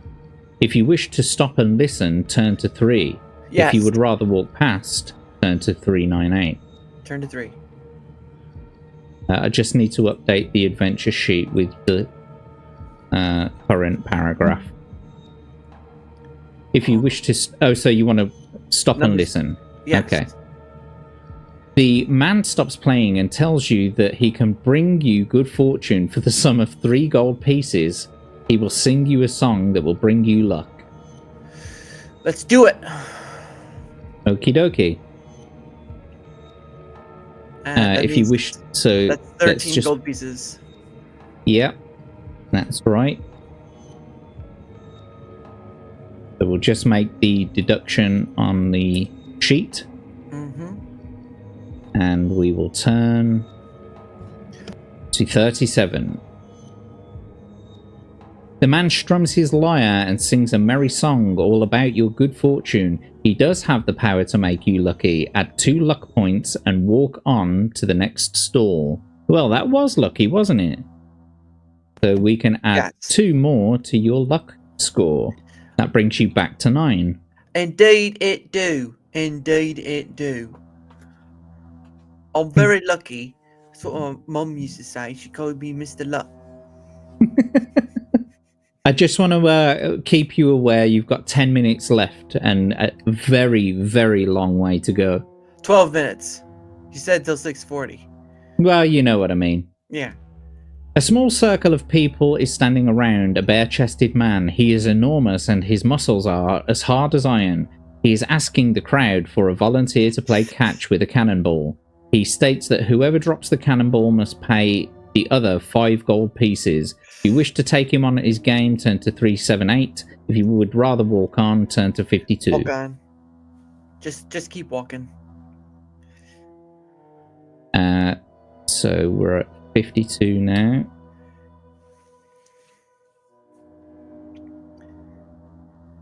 Behind the next stall is a young man selling small weapons and items of equipment. Prices of his wares are chalked up on a slate. Throwing knives, 4 gold pieces. Climbing rope, 2 gold pieces. Butcher's meat hook, 2 gold pieces. Iron spike, 1 gold piece. Lantern, 3 gold pieces. If you wish to buy some or all of the items, make the necessary adjustments on your adventure sheet. Knife and lantern. So that's 7, so that should take it down to 9. So throwing knife and lantern. Throwing knives and lantern. Yes. Just bring up the adventure sheet.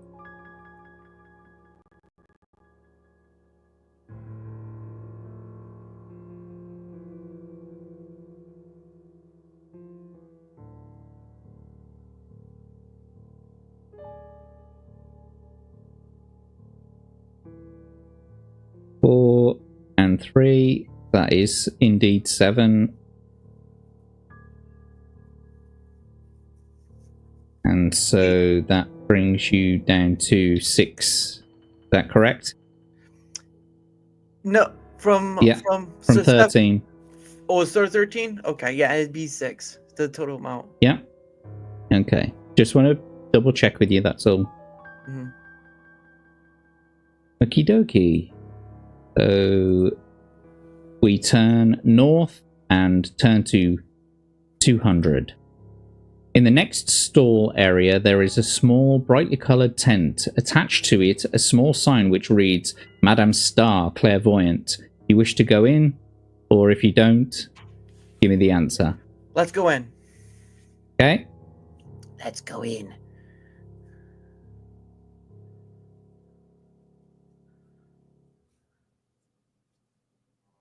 And you're on 394. Yes, I am. Yes, you are. Sitting behind the small table is a plump woman wearing bright yellow clothes and a shawl over her head.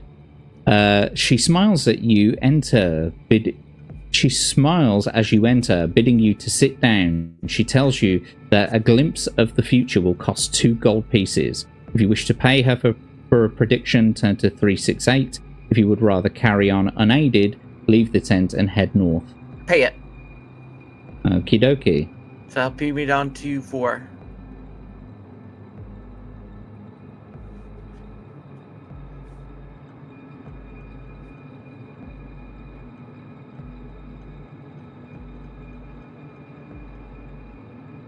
Let's hear what she's got to say then. Now you gotta looking into the Pardon? You gotta do it in a crotchety old woman's voice now. No. We'll see what she says first. Looking into the crystal ball, she seems to go into a trance. She tells you that you are searching for a man, a wise man with magical powers. She pauses for a moment and then draws in a deep breath before going on to tell you that the man you are looking for lives in a hut beneath a bridge to the north.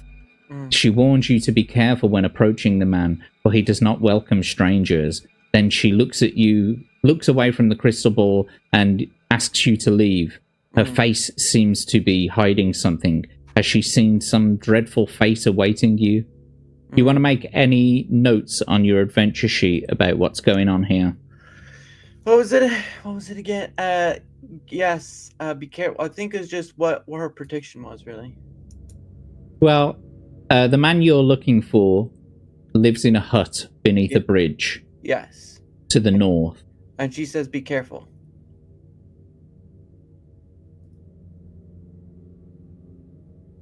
Well, I mean, what did she say exactly? I'll go back to it in a second. Yeah. So Nicodemus lives under a bridge to the north. To the north. He's a north. She tells you you're searching for a wise man with magical powers. She pauses for a moment and then draws in a deep breath before going on to tell you that the man you are looking for lives in a hut beneath a bridge to the north. She warns you to be careful when approaching the man, for he does not welcome strangers. Then she looks away from the crystal ball and asks you to leave. Yes. So be careful. So it's be careful. He doesn't welcome strangers. Is basically what she's saying. Yeah.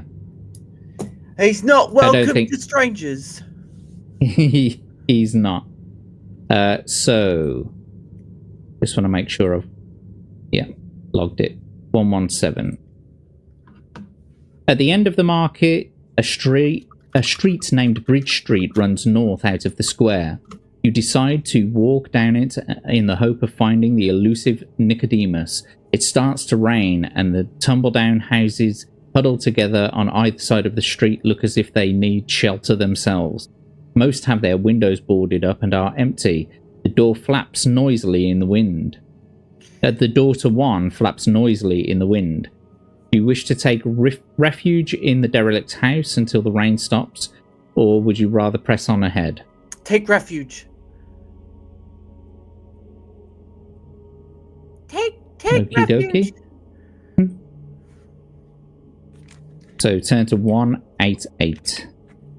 It is gloomy in the house, but you can make out the the shapes of abandoned furniture. Litter and rubble is strewn all around over the floor. Find a broken chair and slump down on it to rest. Suddenly, you notice something slither across the floor, and before you can get to your feet, you see in the half-light that you are encircled by 6 snakes, each a meter long. If you wish to hack at them with your sword, turn to 253. If you would wish to make a dash for the door, turn to 15. Ooh, cow. All right, let's go. All right, hands for the top, tails for the bottom. Tails for the bottom. Let's go dash for the door. Okie dokie. You leap over the snakes and run for the door. Test your luck. If you are lucky, you reach the door safely. If you are unlucky, one of the snakes strikes you on the leg. Okay, so just a second before you do anything. Let's bring up your adventure sheet. Test your luck, please, by rolling 2d6. Gotta get 9 or less. Oh, so I can go ahead? Yep, 2d6, please.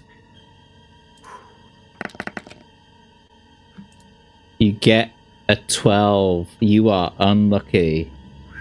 Man. And we reduce your luck score by 1, so now you have 8. Okie dokie. It's not right. Oh. So you are unlucky and the snake strikes out. You feel the effects of the poison creeping you through your body, lose 4 stamina points. Ah. That's alright. Now, before we do this, I will allow you to use the lifeline of backtrack, so you can go back to that page. Backtrack. And you can test your luck again, and we will reset your luck score. Let's do it. Let's do it. Let's reset. Okay. Reset! So you've used your backtrack. I'm making a note of that. I just call it reset. Reset! Or rewind. Oh, hey, Tomby. Hey, Tomby. Good to see you, buddy. I need Thanks for joining us. Towards the end, right? Eh? Yeah, unfortunately, Dara's got to go in like 4 minutes because he's got his own. Well, we've got to start wrapping up in 4 minutes because he's got a show of his own to do. Well, let's get this dice rolling over with. I want to see. Yep. I want to see if I get the 6. Roll 2d6, please. Rolling in and roll. Oh. 3 and a 5. That is 8, which means that you are lucky. Well done. I'll never come back. Second time's the charm, eh? Well, that's not what she says. But I got lucky. You did get lucky, very lucky. So, outside the rain has stopped and you set off north again. Lovely. Woo. Ahead you see a wooden bridge stretching over a dirty river. Various bits of rubbish are floating down to the sea on its black surface, and you squirm at the sight of the human hand passing by. The bridge supports and columns reach high above the sea, and you see skulls, both human and non-human, tied to them. The wind makes an eerie noise as it whistles through the bridge structures, reminding you of tortured souls crying out for help. Almost hidden from view is a small flight of steps going down underneath the bridge from where you are standing. A one-legged man carrying a sack is crossing a bridge from the northern bank. If you wish to climb down the steps, turn to 329. If you wish to wait and talk to the man, turn to 364. I think that's a good place to stop it at, to be honest. So we can start doing that promo stuff and all that. Okay, well, I will just play this then for you. It's usually reserved for the lose. But Daramouthe, yes, you are at the end of your journey for now, and hopefully we can get you back another time to continue this journey. I will save this adventure sheet so that it will always be yours, and you can come back again on another journey through this book. So just save that page that you're on there. I'll come back 31. Again, and I'll get my booty as much as anyone else will. That right there. They say a man from Cockney ain't got nothing. And I say, that ain't true. That ain't true. All right. Do ahead. I need a replacement player, Abe? I tell you what, mate. Because Daramouthe had to leave unusually early. Because he's got his own stream to go to, I will allow you to choose from one of these 3 books that we currently have going on. However, for now, we're going to go to Dara, back here to Dara, go to my full cam, and I will ask you to shill your wares, sir. When you say it like that, I just feel guilty trying to do that. Do it! You ain't got long. All right. You know what? Since we're here on this game that requires you to be sort of like Witcher-esque, we're gonna do a little what I remember from hearing the gentleman Peter. I think it's Peter Kenny who does that, or Kenny something. Oi, Witcher, right there. So if you want to see where I'm at, right? You want to go to at Daramouthe. On the YouTube side or the Rumble side. I'm on both. Don't worry, I'm on both. Don't you worry. And our stream, well, actually, I don't really have a consistent stream. Basically, I do my schedule around other people's schedule, so it's not really like that. But anyway, I'm over there, over on the Rumble side, right, at Daramouthe, or you could do here on the YouTube side at Daramouthe. Either way. I can see in chat. Either way, I'm over there. I'll stream almost every day. So what happens is, right, I got one today at 7 p.m. Eastern, or wherever you are in the world. That's right. I'm in the Eastern time zone, right? That's right. And then tomorrow, I have my Play It Forward stream, number 40. What's that? 46, 47, 40. Well, it's 40 something, right? It's 40 something, right? And my 40th something Pay It Forward stream tomorrow, and have a guest on tomorrow who's gonna be Fatal, who's gonna be joining me for my extra proclivities, right? What was their name? Fatal for the Fatal, right? For Fatal, and right, he'll be joining me for my Pay It Forward stream or my Piff stream, right? Anyway.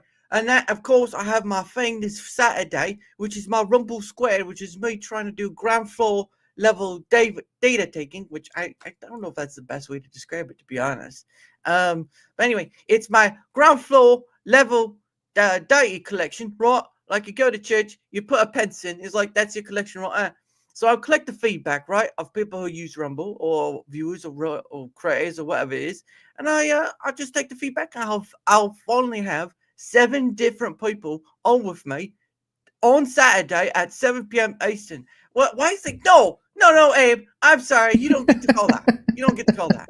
I am a late tater. Yeah, you know what, Abe? You can go spelunk yourself somewhere else. All right. You know what spelunking is. Anyway, I'm a late tater. Yes, that's right. Someone, Abe says he thinks he's better, so he's going to be taking over, even though I heard he lost twice. Anyway. But anyway, yes, today I have something at 7 p.m. Eastern. I also have something tomorrow and Friday, 7 p.m. Eastern, my Pay It Forward stream. Fatal's going to be joining me. And of course, my Rumble Squared is at 7 p.m. Eastern on Saturday. So it's going to be a busy week. The rest of my week next week is going to be busy too. But I'm starting to build up for next month, which is still a headache. But I'm trying to get the people, so who knows. But anyway, that's me at Daramothe on both Rumble and YouTube. I stream to both. I don't stream to one platform. Unlike some ungrateful blokes over here. I'll see you all. Well, Dara, I wish you the best. Have a good stream a little bit later. Thank you so much for being our guest adventurer today. Yes. You did extremely well. Unfortunately, you weren't able to make it to the end of the journey, but I hope to see you again next time. Sometimes you get to enjoy the journey and you get to relax. Other times you get interrupted and said, just 2 more minutes, please. And that's pretty much it. Anyway. Anyway. Yeah. See you guys all later. Take care of yourself, mate. It was good to see you. Thank you so much for joining us. You're welcome. I Daramouthe, ladies and gentlemen. I try so hard. I really do for the people. Like I should be like the mask holding up a Grammy. Anyway, leaving. I think it's Leave Studio, right? Arrivederci. Yeah, you can just dip out anytime you like. See you guys later. Oops! Oh, I pressed the wrong. I pressed the wrong down. Well, there he was, boys and girls. Shortly, because Daramouthe had to finish relatively early, he was not able to make the rest of the journey through the book.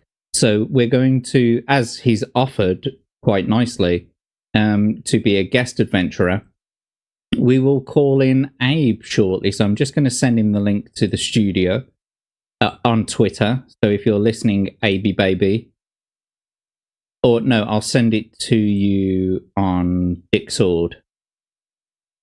Yes, I said Discord, not Discord. And then whilst we're waiting for Abey Baby to come in, I will talk to the chat for a little while. Come on. Gosh darn you. Where are you, Abe? There you go. Okay. There's the link, Abe. Don't forget, you've got to open the dice roller as well. And let's just see what you guys are saying in the chat. So I did hear that Tomby came in a little bit earlier. Where are you? Oh, Davey. Sorry, Ben Dover is here. Welcome, Ben. It's good to see you in the chat there. Obviously, Abe is here as well. Who else we got? We got Crimson Shadow coming in. And Grizzled Entertainment. We've also got Natty McBatty here. And Atom Grey. Late but worth the wait. Indeed, it sure is. Well, you can't. I get to pet my beard, but you don't get to pet my beard. I get to pet my beard all day long, and you can't do it. It's all mine. Well, you need to be quicker than a minute, mate. You know, you chop, chop, you know, snappy, snappy. We've got things to do, people to see, places to go, books to read. Yes, and as Atom said, please like, hit the like button. It's not going to hit itself. Where is the thingamabob? Switch back to here, because then I can play this. Yeah. Oh, bloody buggery. Do it again.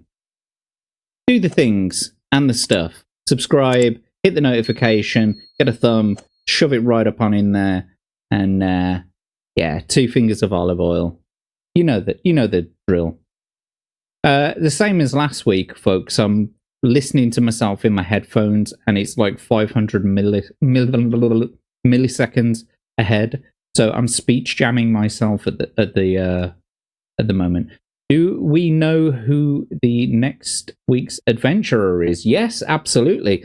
So next Thursday we have the wonderful, amazing Scream Queen Selena, wife to Iron Oxide, and constant guest or a producer, or I think she's the producer now on Iron Oxide's Rogues Gallery. So, yes, she will be joining us next Thursday, which is nice. Where are you, Abe? Ain't got time for this. Ain't nobody got time for that. I just need to actually save this sheet and label it as Daramouthe's. That's Daramouthe's sheet for next time, and I'm going to duplicate it. Yeah, copy, move to end.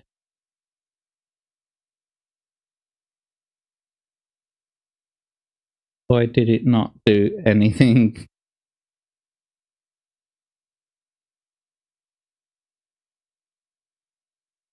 There we go. Lovely. Not that you can see anything that's going on, but I also can't see Abe. Dude, I can see you in the chat there. If you got time to chat, you got time to join the stream. Come on, choppity chop. I'm flailing here. Anyway, Abe has the ability to choose from 3 books, just as Daramouthe did. Let's go back to this, because it allows me to bring up this. The 3 books that we've got for this stream are City of Thieves, The Vault of the Vampire, or The Caverns of the Snow Witch. And I wonder which one he'll choose.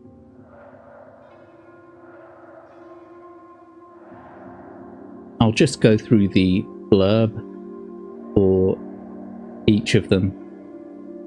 So, City of Thieves, which is the one that Daramouthe was just playing, terror stalks the night as Zambarbone and his bloodthirsty moondogs hold the prosperous town of Silverton to ransom. You are an adventurer, and the merchants of Silverton turn to you in their hour of need. Your mission takes you along dark, twisting streets where thieves, vagabonds, and creatures of the night lay in wait to trap the unwary traveller. And beyond lies the most fearsome adventure of all, the tower stronghold of the infamous Zambarbone. And it's the next one. We've got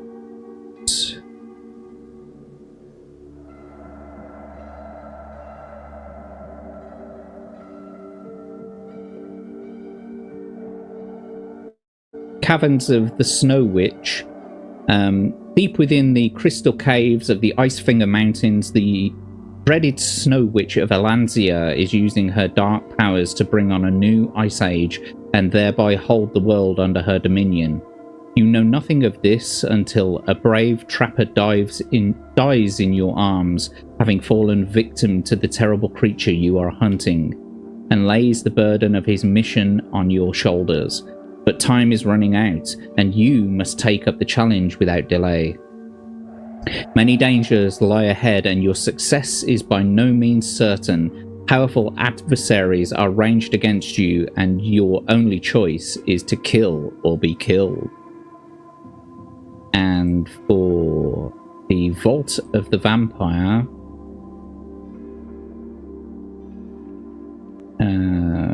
bugger. In a different bloody folder, ain't it? I think I saw Abe in the background. Let me just bring him in. Yeah, there he is. I'll just bring him in a second.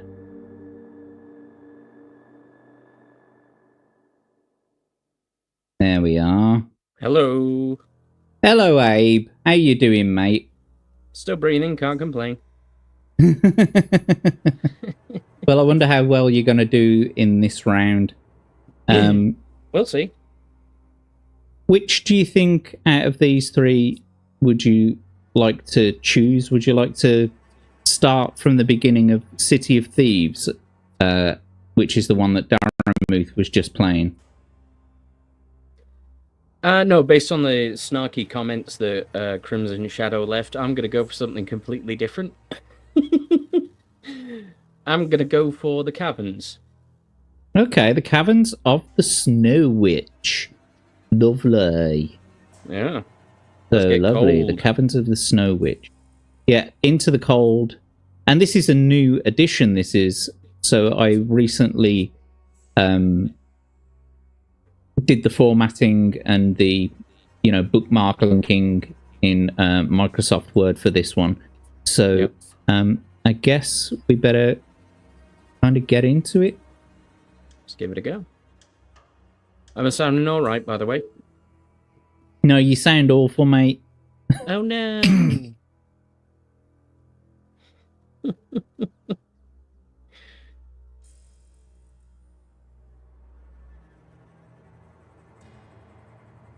Okay.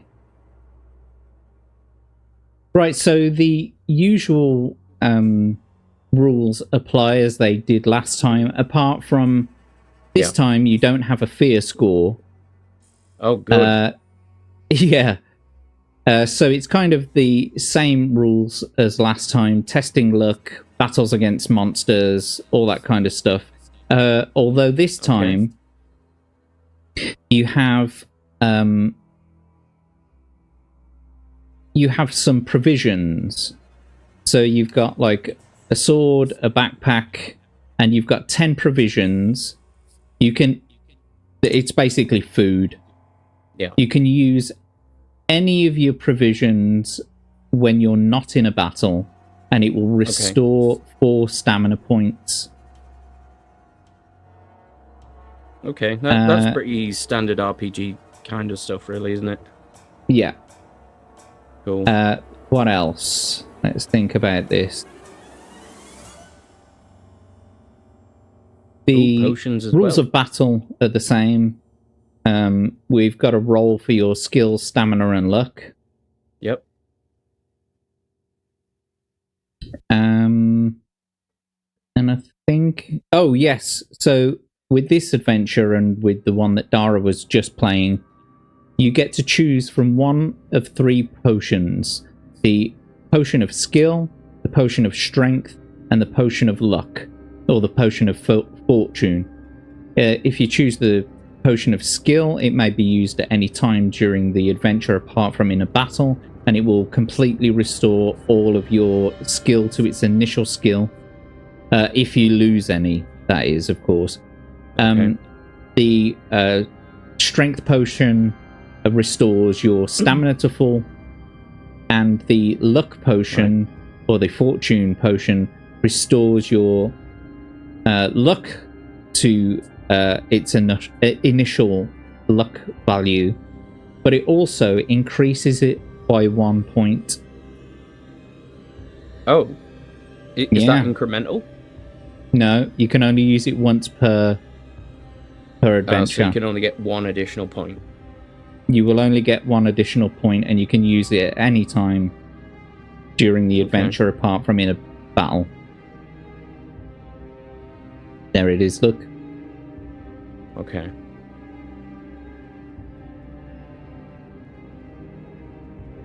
I think I'd probably favour a potion of strength. That's what Dara chose. Okay, so I'm going to add that to the adventure sheet.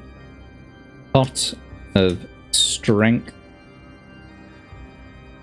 Okay, so we're going to roll for your scores. We're going to... You got the dice roll already? Yep. Just need to bring up your adventure sheet. She blows. Okay, so roll 1d6, please. Oh, shit. God damn right, it. so 1 plus 6, that's 7.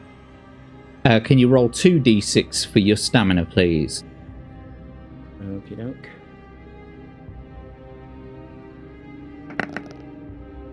Two and a 3, that's 5 plus 12. That is 21. Yes? Yes. Yes? Sorry, No. what was that? 12 What, plus 5 plus 12? 5. That's 17. Yeah, 17, sorry. I'm not very good at math. I usually get Excel to do it all for me. Yeah. And can you roll 1d6, please? Okie doke. Oh, god damn. Yeah, you ain't got a really good roll, I'm afraid, mate. No. So, your initial skill is 7, your initial stamina is 17, and your initial luck is 7. Okay. I'll never shirk away from a challenge. Let's roll. It's good to see you back anyway, mate. Let's just... Figuratively speaking. Sorry, I spoke over you. No, I was just saying, figuratively speaking, let's roll. Yes, exactly. Yeah, it's good Maybe to be we're back, going though. to stuff Abe. Oh well, I'm glad to see you back anyway, mate. As a good makeshift adventurer, just to carry on the stream a little bit longer. Yeah, you won't get any Dick Van Dyke impressions from me either. You're just a normal man. Yeah, I'm just a regular Englishman, so I sound like that anyway. We're just normal men. We're just innocent men. Snow Witch is this. Jade is from Narnia. No, it's not her. Yes, Grizzled. Keep rolling, rolling, rolling, rolling. Boom. Right, let's get into it. Let's do it. So, the background. Oh, sorry, I should ask. Are you ready to embark on your adventure? I am ready to roll. Excellent. Let's go. Winters in northern Atlantia are always cruel and bitter. The snow falls thick and the icy wind blows hard, chilling everybody to the bone. For the past few weeks, you have been hired by a merchant called Big Jim's son to protect his trading caravans as they roll their way slowly through the north to frozen outposts. Speech jamming. The horse-drawn carts are laden with cloth, utensils, weapons, salted meats, spices, and tea, which are traded for furs and ivory carvings made from mammoths' tusks. Put my teeth back in. Big Jim is not usually worried about travelling north, as bandits only attack his caravans on the return journey. He is not alone in recognising the value of northern goods. In the north. On you this know particular, nothing. You know nothing, Jon Snow. On this particular trip, you are walking ahead of 6 carts across a frozen lake. In the distance, you can see the snow-capped peaks of the Icefinger Mountains jutting out of a low cloud. Your destination lies at the base of these mountains, where the Northmen meat trade. Snow is falling, but not too heavily. You stop to prod the ice with your sword to make sure that it can bear the weight of the carts, when suddenly the shrill call of a hunting horn breaks the silence. You stand up, run back to the carts to talk to Big Jim. He's sitting next to the driver of the second cart, puffing on a long briar pipe. A huge man with great bushy beard. Bit like you, dude. I was going to say, this sounds like me. Big Jim is obviously a man to be reckoned with. Oh, it's definitely you. A man to be reckoned with his bright blue eyes. Oh, sorry, his bright blue eyes scan over the horizon, searching for signs of life. In a deep voice, he says, "Sounds like it came from the outpost." I can't go that low. I don't have enough testosterone. Reckon you better go and investigate. Could be trouble, and get back quick. You set off straight away towards the outpost at the base of the Icefinger Mountains. You arrive at least 2 hours later at the scene of ugly carnage. The snow is red with blood, and all the wooden huts are smashed and torn down. 6 men lie dead, their bodies slashed, their axes at their sides in the snow. Judging by the size of the footprints, the creatures that attacked the outpost must have been enormous. There is nothing you can do for the unfortunate Northmen, so you go back towards Big Jim's caravan to report the news. You reach them in an hour, just as the daylight is fading, and relate the terrible news. Relate the terrible events that have befallen the outpost. Big Jim orders the carts to be drawn into a circle to protect his men during the night. A large fire is built into the center of the circle, and you sit down beside it to talk to Big Jim. Everybody is nervous, and a guard is posted to watch for signs of movement outside. In a low voice, Big Jim asks you if you will hunt the terrible creature, or otherwise his business will surely be ruined forever. You smile and reply that you will track the beast down, but only for a purse of 50 gold pieces. Big Jim's jaw drops open, and it takes a great deal of persuasion before he agrees to your demand. The snow finally stops falling as you settle down for the night. Sleep is a long time coming, for your mind is active with thoughts of the impending hunt. When you wake just after dawn, the fire is reduced to dying embers. Wisps gently rise in the morning mist, and not a sound is to be heard. You walk over to where Big Jim is sleeping and tap him on the shoulder. He wakes with a start, and you tell him that you are setting off and hope to be back later in the day. You wave to the guard as the snow starts to fall again, and make your way to the outpost. So here we go. You ready then, buddy? Mm-hmm. Let's do it. Okay. By the time you reach... That doesn't make sense. By the time you reach the outpost, I'm pretty sure that's what it's supposed to say. The outpost probably. Again. Live editing, folks.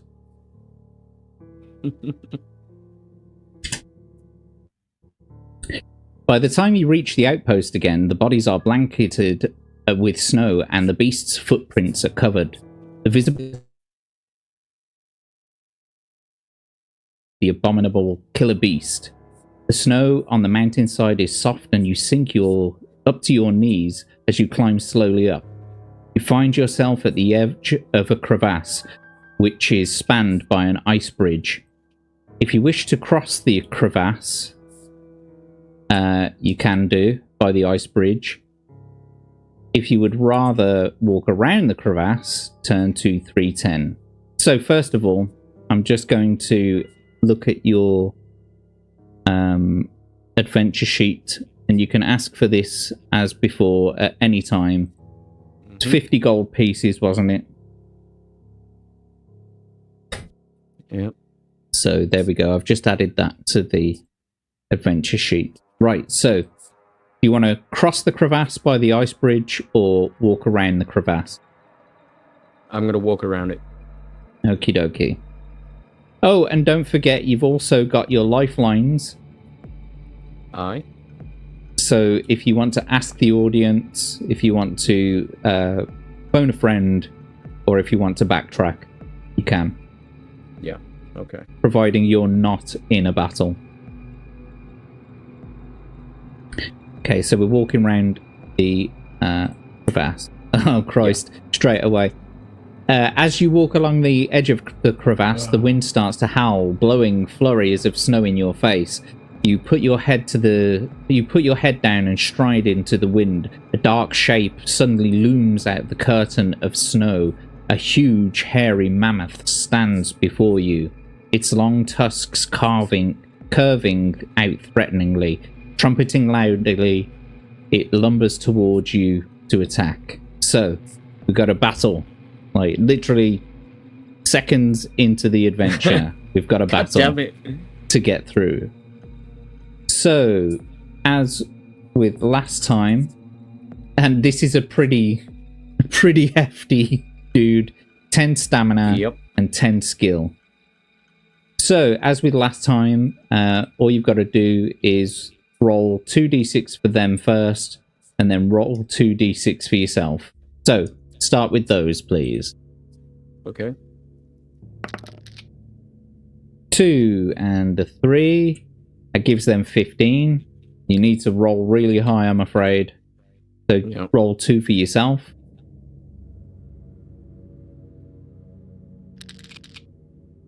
A 6 and a 2. That gives you 15 as well. That means you've parried blows. Do you know what as well, mate? You know last time? Yeah. Yeah, when you were doing the House of Horror. Or the House of Hell. Yeah. I owe you an apology. Because I didn't add the extra skill score of the knife that you were holding to your skill score. So you were actually just fighting with your bare hands against that man who jumped on top of you. The one who killed you. I do prefer to fight bare so I fists, apologize so we'll leave for it that. at that. I'm sure we'll do it. Well, anyway, you've parried blows, and so we'll start the next round. 2 dice for the enemy. Yeah.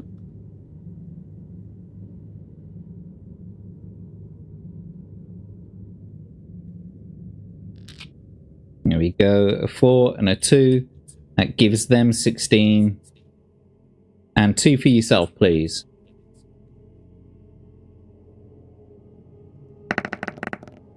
I'm going to take it as a 3 and a 4. But that only gives you 14, I'm afraid. So they've knocked 2 off. Yeah. Don't forget, during battles, you can test your luck. Yeah, I think I might test my luck now.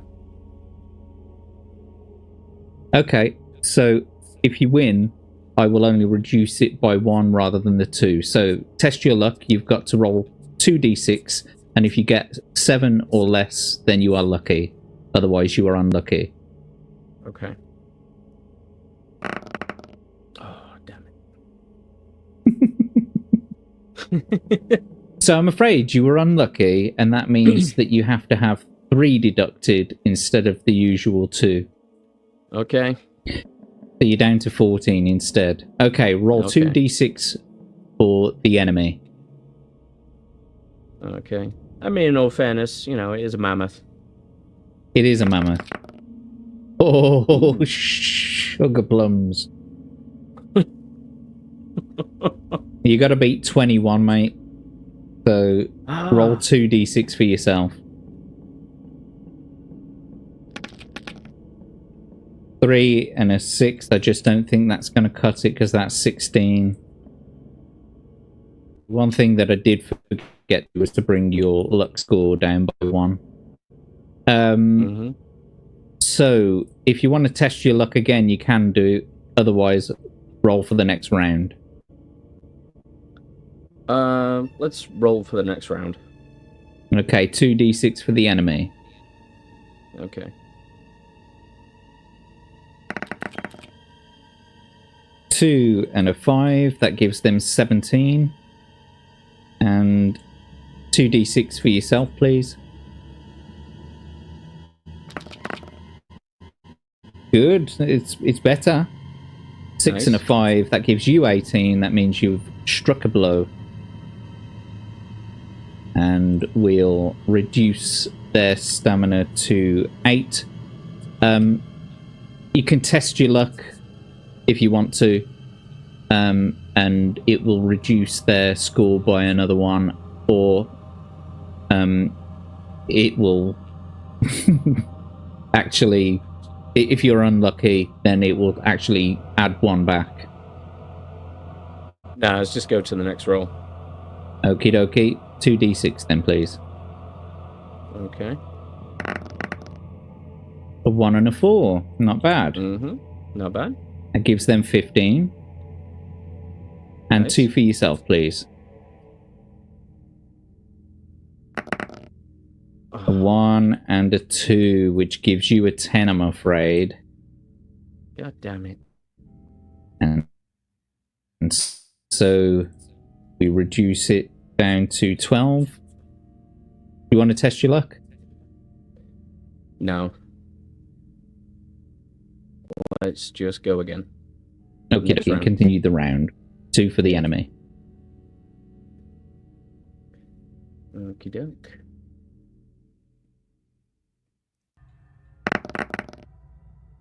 A 1 and a 2 again. Nice. Not bad. That gives them 13. Okay. And 2 for yourself, please. 4 and a 2, which gives you 13. So you parried blows. Next round, please. Okay. Okay, 2d6. Yes, for yourself. Sorry, for the enemy. Oh, Christ. Oh, god damn it. That's 19 for the...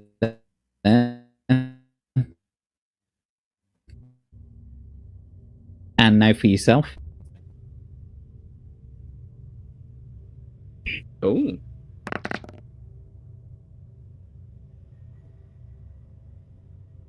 And you still didn't make it because that gives you 18. And so they've still struck a blow on damn you. it. Yep. God, this is the worst luck ever. It's a pretty hefty boss. Yeah. Yeah.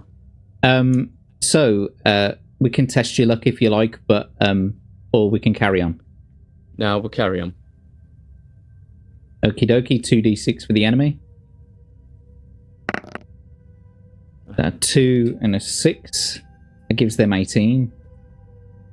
And 2 for yourself, please. Oh, Ooh. 6 and a 6. That gives you 19. That means you've struck the blow. Nice. Nice. Nice. So their stamina is now 6. Yours is 10. Yeah, exactly. Nice. So 2d6 for the enemy. Yeah. Oh. Gives them 19. That's not great. And 2 for yourself. No, it's not that good, buddy. 5 and a 2. That's 14. Mm-hmm. So they have struck another blow on you. You're down to 8. God, this mammoth just loves blowing me. What's going on? 2 for the enemy. Snake Eye. Nice. That gives them 12. It's giving you a little bit of luck, at least. And a 7. 3 and a 4.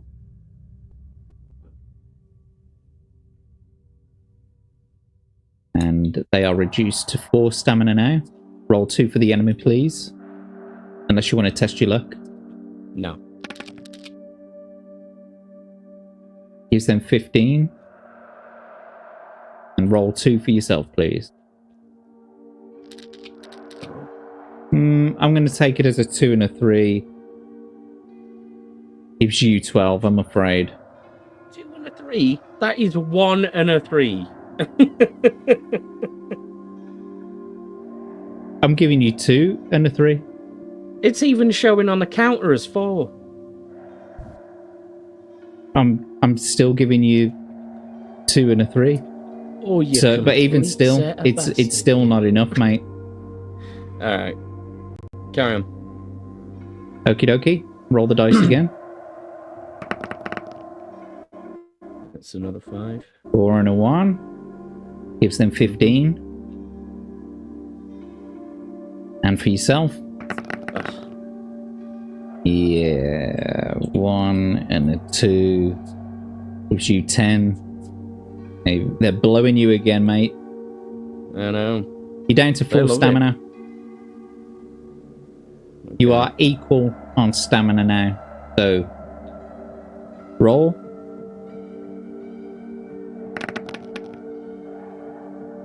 Okay. Gives them 18. And for yourself, 5. Is that exactly the same score? Well, I've just rolled 8 total. Yeah. So, unfortunately, because you got a 5 and a 3 as well, that only gives you 15. They had an 18. So now you're down to 2 stamina. One more hit, and you're a goner. Roll 2 Okay. dice for them, please. 1 and a 6. That's for them. 17. Okay. 2 for yourself. 2 and a 6. Oh, I'm afraid you have not been lucky. You have hit the fucking wall. The shortest lived And I'm afraid. adventure of all time.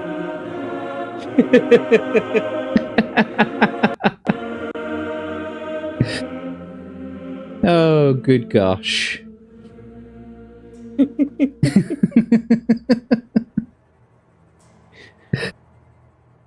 That was not a good one. You didn't have good stats, good starting stats. Yep. So it's no wonder really. Well, shall we go again? Do you want to go again? I don't know whether you're going to finish the adventure. I've got to end at 1 o'clock in the morning, and I don't know if you're going to end the adventure in 40 minutes. But we can try and see how far you get. Yeah, seeing as we have the option of saving, I say we do it. Okay. Just see what the people are saying. Hello, Grandpappy. Welcome to the stream. Is there an option to hug the mammoth? You can hug it as much as you like. It's going to bum the life out of you, though.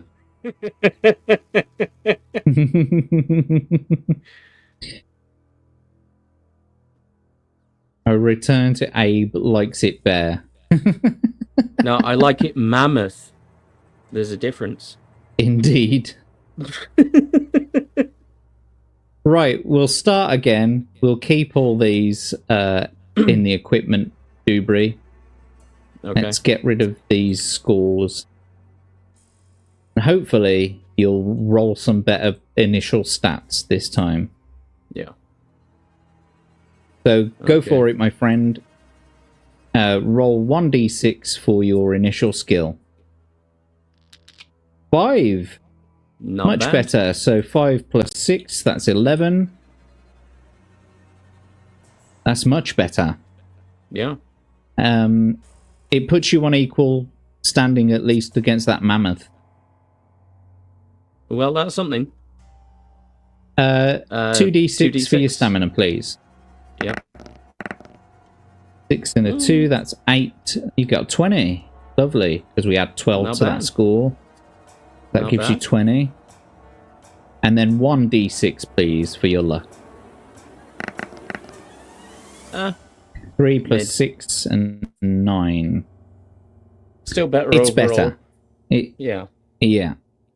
Did you want to change the potion at all that you're holding? No. Okay, so you're keeping the potion of strength. Yeah. Yeah. Okie dokie. Right. We'll go back to chapter 1. I say chapter. Paragraph 1. Okay. Mm-hmm. So, do you wish to face the mammoth again or cross the crevasse by the ice bridge? Let's try the crevasse this time. Oh, you probably want to drop the character sheet as well. Yeah, maybe. Maybe. A good idea. Yeah. Okay. The bridge is quite narrow and very slippery. Test your luck. I've got to say, in this adventure, there is a lot of luck testing. Yeah. Yeah, just from the outset of choices, I thought, these are terrible choices. So, 2d6, please. 9 or Okay. less. 6. There you go. You were lucky. Marvelous. Not a bad shout on your first go. So Mm-hmm. we'll reduce that to 8. The next luck roll, you've got to get 8 or less. Okay. And also I need to be logging these numbers just in case you want to come back. Yeah. 335. Out of 5. What was that? Oh, I thought you had to roll again. You've already tested your luck? No. You've already done it. Oh, right, So, okay. you were lucky. You carefully tread over the bridge. Safely across the crevasse, you continue your slow trek through the snow. Turn to 212. Okay. Oh, shit. Here we go.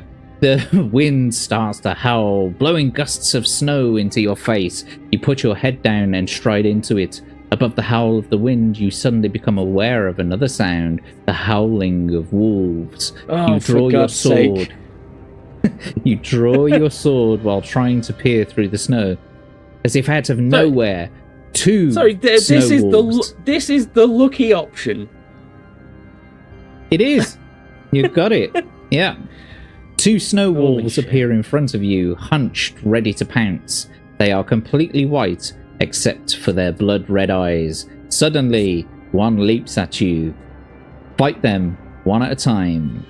Okay, so first dude has 7 skill and 8 stamina. Okay. So skill of 7, stamina of 8. You know the rules. Roll 2 dice for the enemy and then 2 for yourself. But the one thing I will say, give it a little bit of space between rolling yours or theirs and yours, because sometimes your dice might be fouled by their dice because they're all still on the board at the same time. Okay. 3 and a 6. That gives them 16.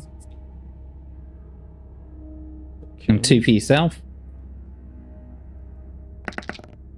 5 and a 4, which gives you 20. Excellent. So you've scored a hit on them. Sweet. If you wish to test your luck, you can. Just say test your luck whenever you want to. No, we'll just go to the next round by default, I think. Then roll your dice, buddy. 3 and a 4, that gives them 14. And for yourself, 4 and a 1. 4 and a 1. That gives you 16. That's double. Okay, next round. Okie doke.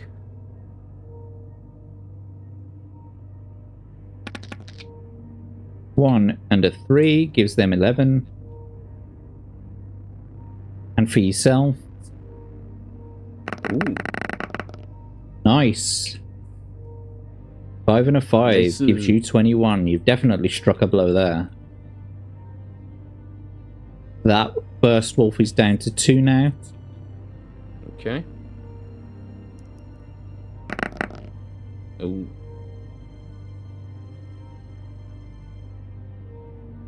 It gives them 16. Sorry. Gives them 16 and a 3 and a 6.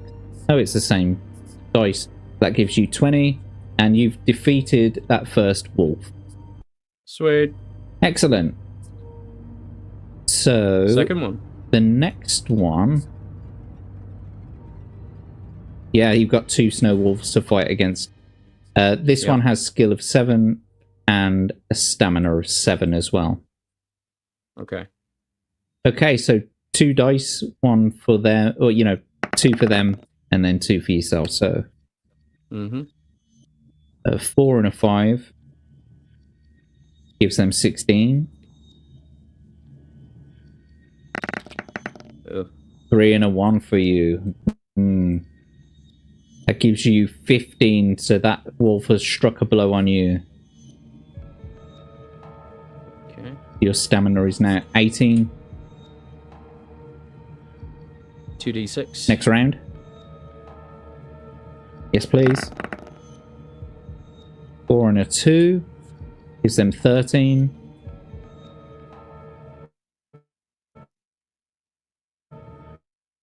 Ooh. 2 for yourself.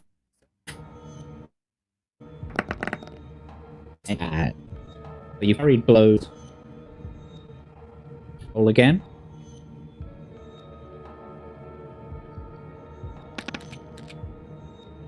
Two and a 6 gives them 15. And for yourself,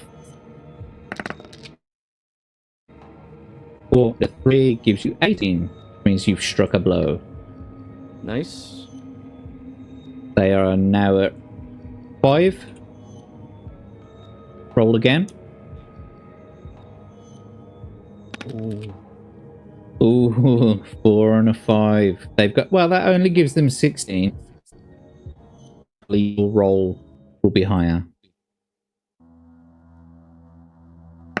Oh. 5 and a 5 is indeed higher. Gives you 21, and they are down to 3 stamina. Roll again. Okie doke.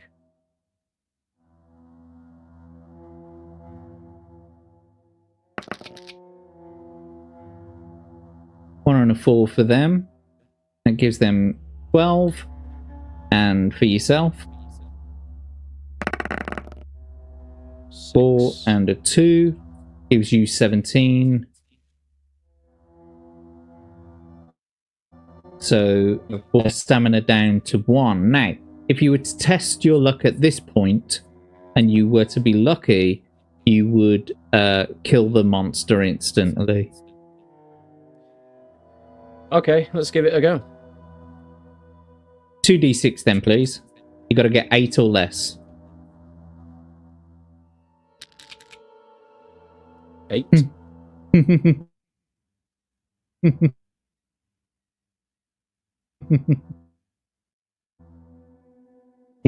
Congratulations.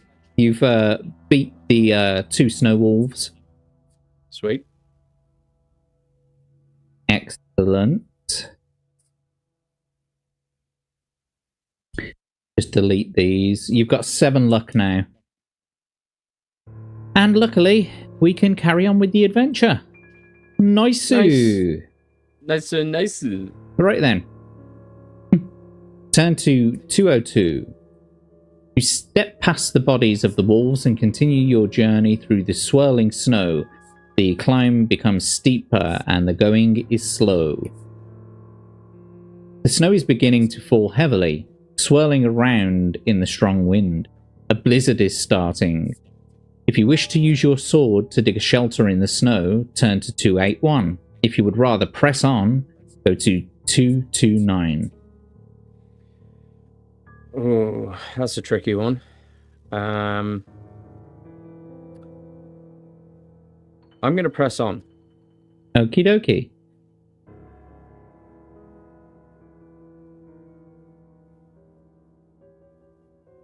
So, the temperature is well below freezing point, and the howling blizzard chills you to the bone. You struggle to walk through the snowstorm, but it drains your energy. Lose 2 stamina points. Don't forget, you do have provisions this time, so you can eat your provisions at any time you're not in a battle, and bring it up by 4 points for every provision you eat. Okay. I'll use 1 provision now then. Okie dokie. You have 9 provisions left. That brings you back up to your initial stamina score of 20. Nice. And so let's press on. And that's exactly what I'm going to do. Carry on walking through the blizzard. Let me just make sure I've got it recorded. Okay, yeah, so 229. Okay, the cold is almost unbearable. Your hands and feet are numb, and you wonder if you will be able to grip the sword should danger arise. By the time the blizzard finally dies down, you realize that you should have taken shelter. One of your hands has become frostbitten. Test your luck. So, you are currently at 7. You've got to get 7 or below. Roll 2d6, please. Oh, 7. You are a lucky bastard indeed. Oh! So 6 is your current luck score now.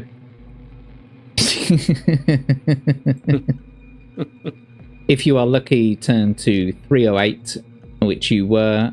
So I just want to log which page you're currently on, 387.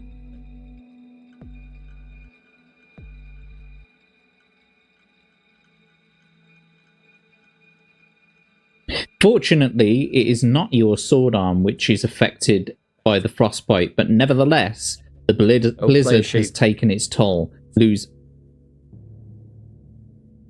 Well, it doesn't matter. I've got to bring it back up now anyway.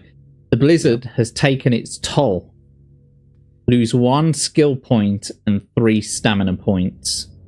Oh, for God's sake. And that's the lucky option. This is just so, test buddy. your luck in the snow. God damn. You can eat another provision if you like. It will never go above 20, but you're down to 17 at the moment.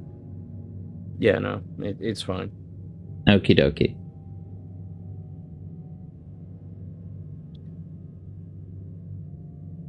Still alive.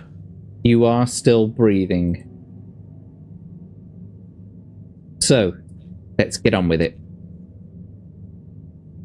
174. You are tempted to turn around and walk back to Big Jim Sun's caravan, but your reputation is at stake and you have no choice but to carry on with the grim trek up the mountainside. Underneath the overhanging rock, you see a small wooden hut built against the side of the mountain. Its roof is piled high with snow, and long icicles hang down from the window ledges. You see a set of deep footprints leading from the hut up the mountainside. If you wish to enter the hut, turn to 36. If you would rather follow the mountain footprints, turn to 190. Let's go into the hut. Okie dokie. The front door of the hut is frozen shut, and you have to batter it with your shoulder to open it. There is only one room inside the hut containing the belongings of the fur trapper. Traps, furs, and sacks are stacked in a corner of the room. A wooden bed, a table and chair, and some cooking utensils. That should say some. And some cooking utensils show sign of recent use, and the ashes in the fire are still warm. If you wish to put some logs on the fire and warm the place up... if you wish to put some logs on the fire and warm up the cold stew in one of the pans, turn to 118. If you would rather leave the hut and continue your quest, turn to 192.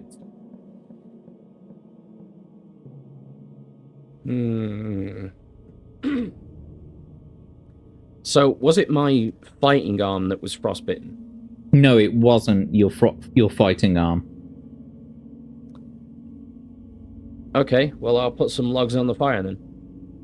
Okay, well, you're putting logs on the fire and warming up the cold stew in one of the pans. Mm-hmm. Is that how you want to carry on with that? Yep.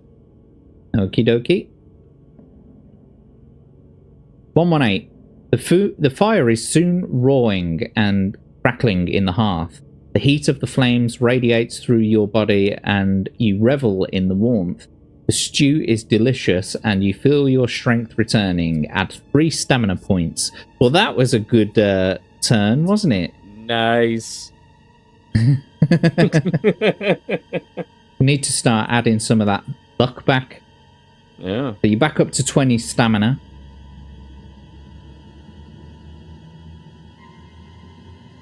Cool. Okay. Turn to 192.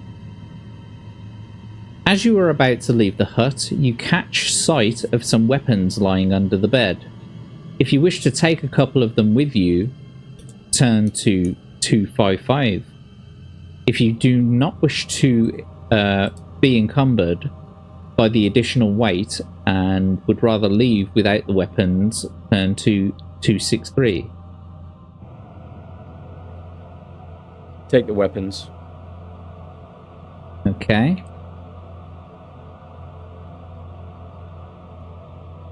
I'm just going to add to your adventure sheet then the additional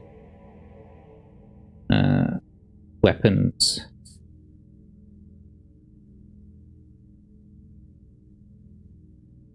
Right.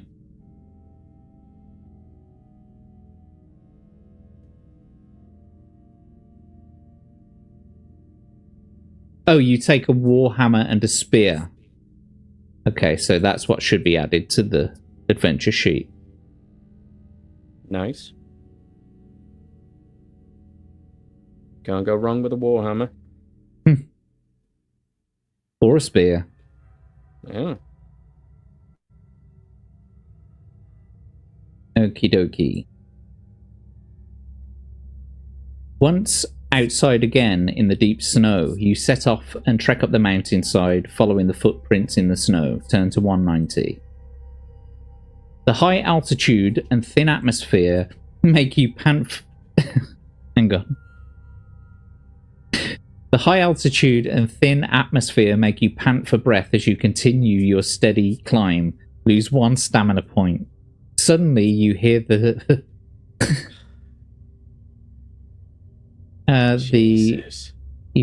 you hear the sound of a human voice followed by a ferocious roar. Not far ahead, you see the fur trapper fighting for his life against a gigantic bear-like beast with long white fur and sharp teeth protruding from its jaws. It is the killer beast that you have been hunting, the abominable Yeti. You watch the unfortunate trapper being gashed by the Yeti's claws and falling face down in the snow. Incensed by the vicious attack, you scream at the Yeti and run through the snow to attack it. Of course.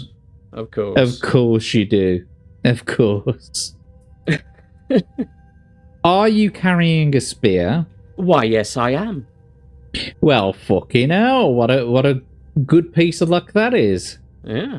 If you have frostbite in your sword arm, turn to 195. If you do not, turn to 249. You do not. So let's go there. Okie dokie. Gripping... Oh dear.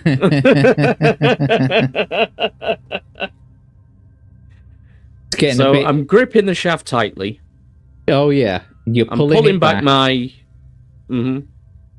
Yeah, go on. Pulling back your arm, and you hurl the spear at the snarling Yeti. So we've got to test your luck. Okay. So roll a 6 or less. 1d6. Oh no, sorry. It says if you roll a 1, turn to 157. If you roll a 2 or... Oh, hang on. Roll 1 die, not 2d6. It's not test your luck. Roll 1 die. Yep. A 4. Okay, 4. So you roll a 2 or greater, turn to 219. Oh, you've got to fight the fucking thing. The spear flies through the air and it thuds into the Yeti's shaggy chest. It roars in pain but does not fall. You quickly draw your sword to fight the enraged beast. So, sorry, I should have had the adventure sheet down for you there. So there you go. Skill 10, stamina 9. Get these scores in here. Okay, you know the score. Mm-hmm. Oh, and you are no longer carrying the spear, I assume. Or are you? I don't know. We'll wait and see what happens. Roll 2 dice for the animal. 6 and 2. That gives you 18. And 2 for yourself. A 1 and a 4. That gives you 15. Unfucking lucky. Damn it. So you're down to 18 stamina. Okay. Okay. Next round. 3 and a 1. That gives them 14. And for yourself, please. A 1 and a 4. That gives you 15, so you struck a blow. Nice. Okay. Now we're... And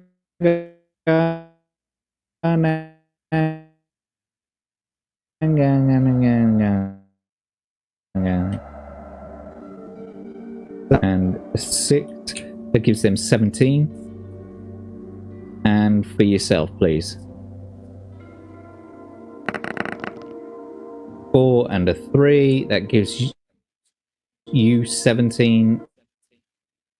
You've parried those. Continue the attack round.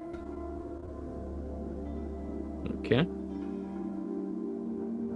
2d6, Ooh. please. Yeah, there we go. Uh-oh. That gives them 19. Oh, And for you? SpaghettiOs.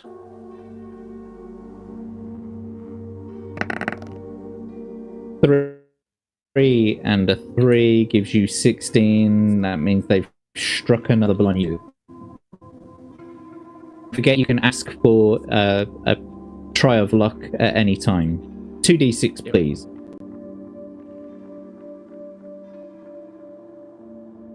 Oh,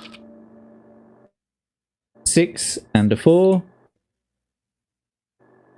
That gives them 20. And 2 for yourself, please. it's not looking good. 2 and a 3. So that's another win for them.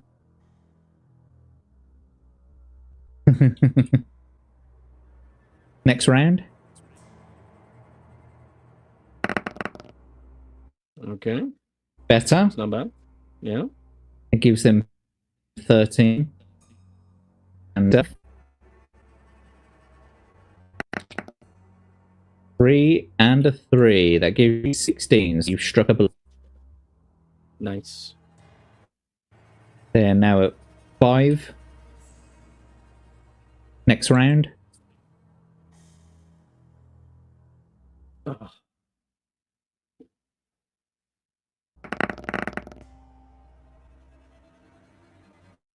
4 gives them 20 again. For yourself.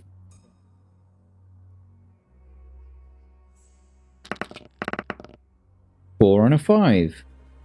Oh, that gives you 19. So they've still trouble on you. To 12 stamina. Next round, please.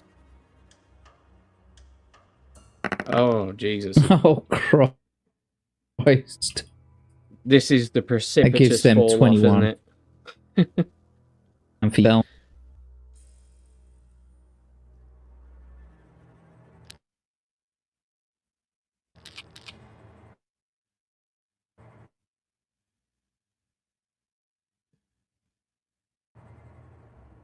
That gives you 19. Next round.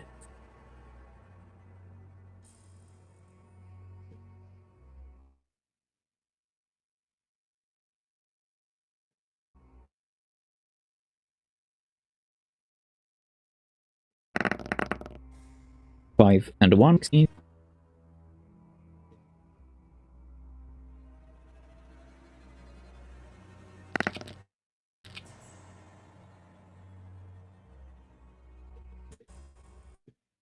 I'm afraid that gives you 13.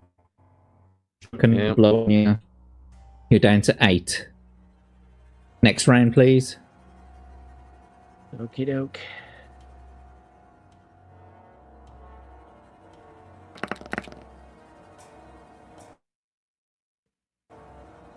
Six and a 2. 18. Yourself, please.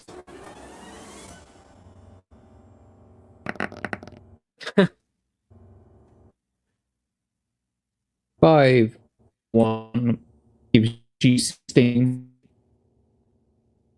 Which brings you 6 stamina. Next round, please. Oh, Oh, better. much That gives better. them 12. And for yourself.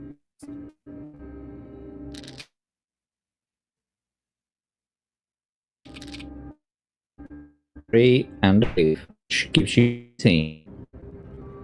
Excellent. So they're down to 3 now. Next round, please.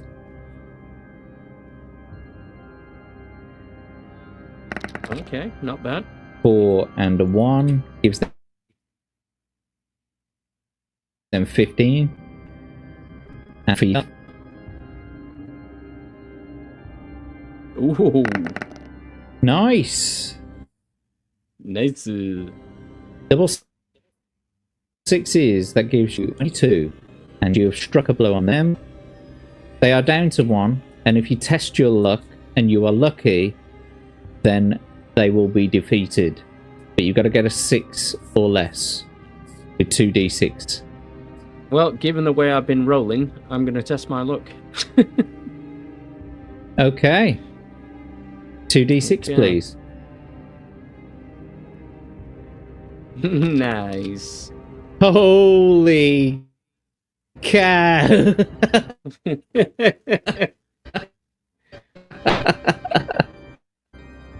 Congratulations, you've beat the Yeti.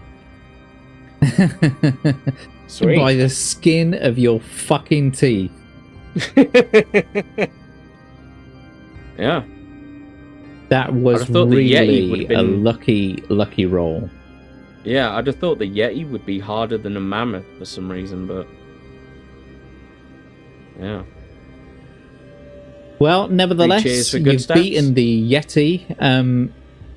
Yeah, hip hip hooray. Yeah.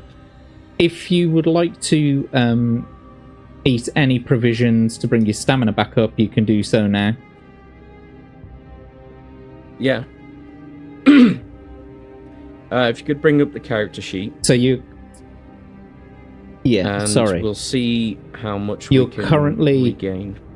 You're currently at 6.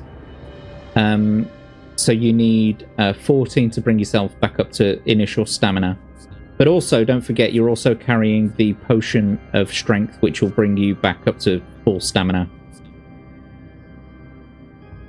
There's only one potion, isn't there? Only one use of the potion, yeah. Okay, let's use the potion now. Okay. So you've glugged the potion, and you are back to full health. Sweet. Lovely. Right, let's go.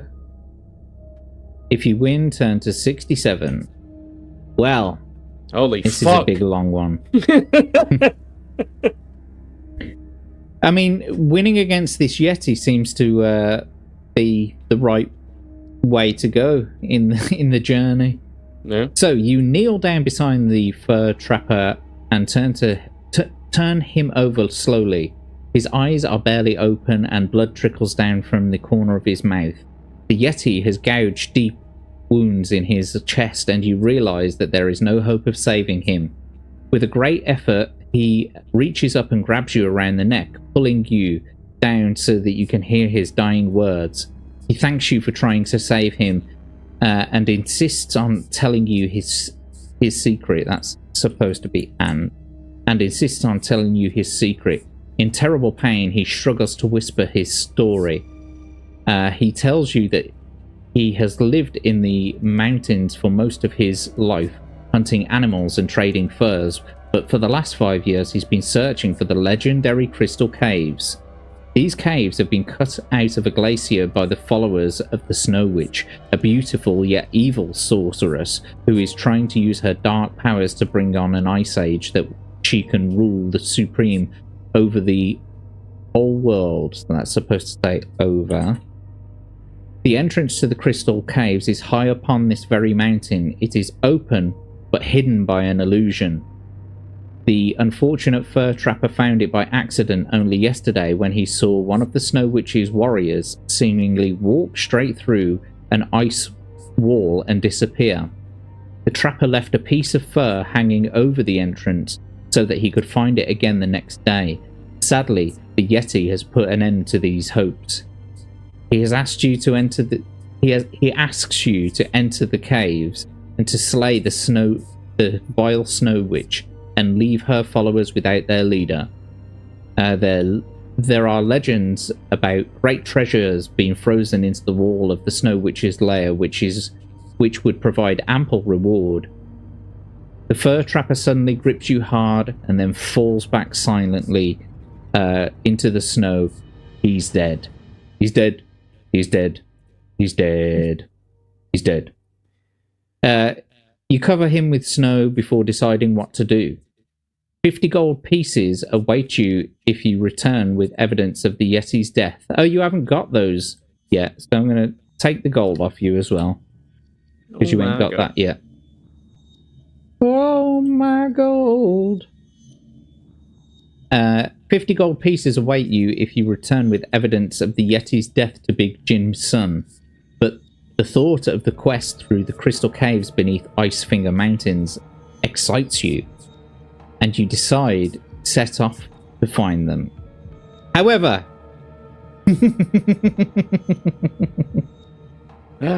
as much of an horrible bastard as I am, I'm going to stop it there.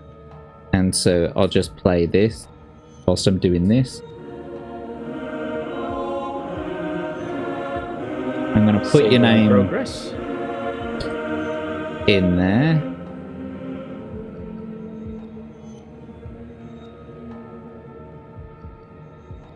So, yeah, Cavern of the Snow Witch and Abe, we've got your progress saved. Hopefully you can come back to this this wonderful adventure some other time. But unfortunately for you, and for now, your quest is over. Okay. Well, that was fun, just like last time. It was. Yeah. Did you enjoy that? Like the new adventure? Yeah. As opposed to the last one? This one, I think, does seem a little bit more random compared to the previous one. Which, although that's like an essential component of these types of games, I still prefer the idea that you can choose your own destiny a little bit better. You know, leaving everything down to luck. Because that one is just like, they may as well have just called it Test Your Luck in the Snow. Yes, indeed. Yeah. Well, nevertheless, thank you again for joining the stream and, you know, being a guest adventurer. Tell the people where you're going to be and what you're going to be doing. This Saturday I'll be on Beelzebub in the morning. Then we've got Anime After Dark with Tomby on Saturday night. And then you can find me on Tomby's channel again on Tuesday for Games Night. And then Wednesday for the Hump Day Chinwag. Then Thursday for another gaming session. And yeah, rinse and repeat every week. When you say gaming session, do you mean on Tomby's channel doing the team play Tuesdays and Thursdays? Yeah. Excellent. Well, like I said, thank you so much. For now, we're going to say goodbye to Abe, and then I'm going to chill my own wares. Anyway, yeah. Abe, thanks for having me. Thanks. No worries, mate. It's good to have you. Thank you very much, Abe, and we'll see you soon. Cool.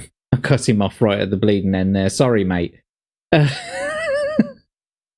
Anyway, I will be back next Thursday for another read and roll where we have Scream Queen Selena. She will be our and we will be able to choose from another 3 books. However, on Tuesdays, I am doing my gaming stream, and currently we are playing GTA Vice City.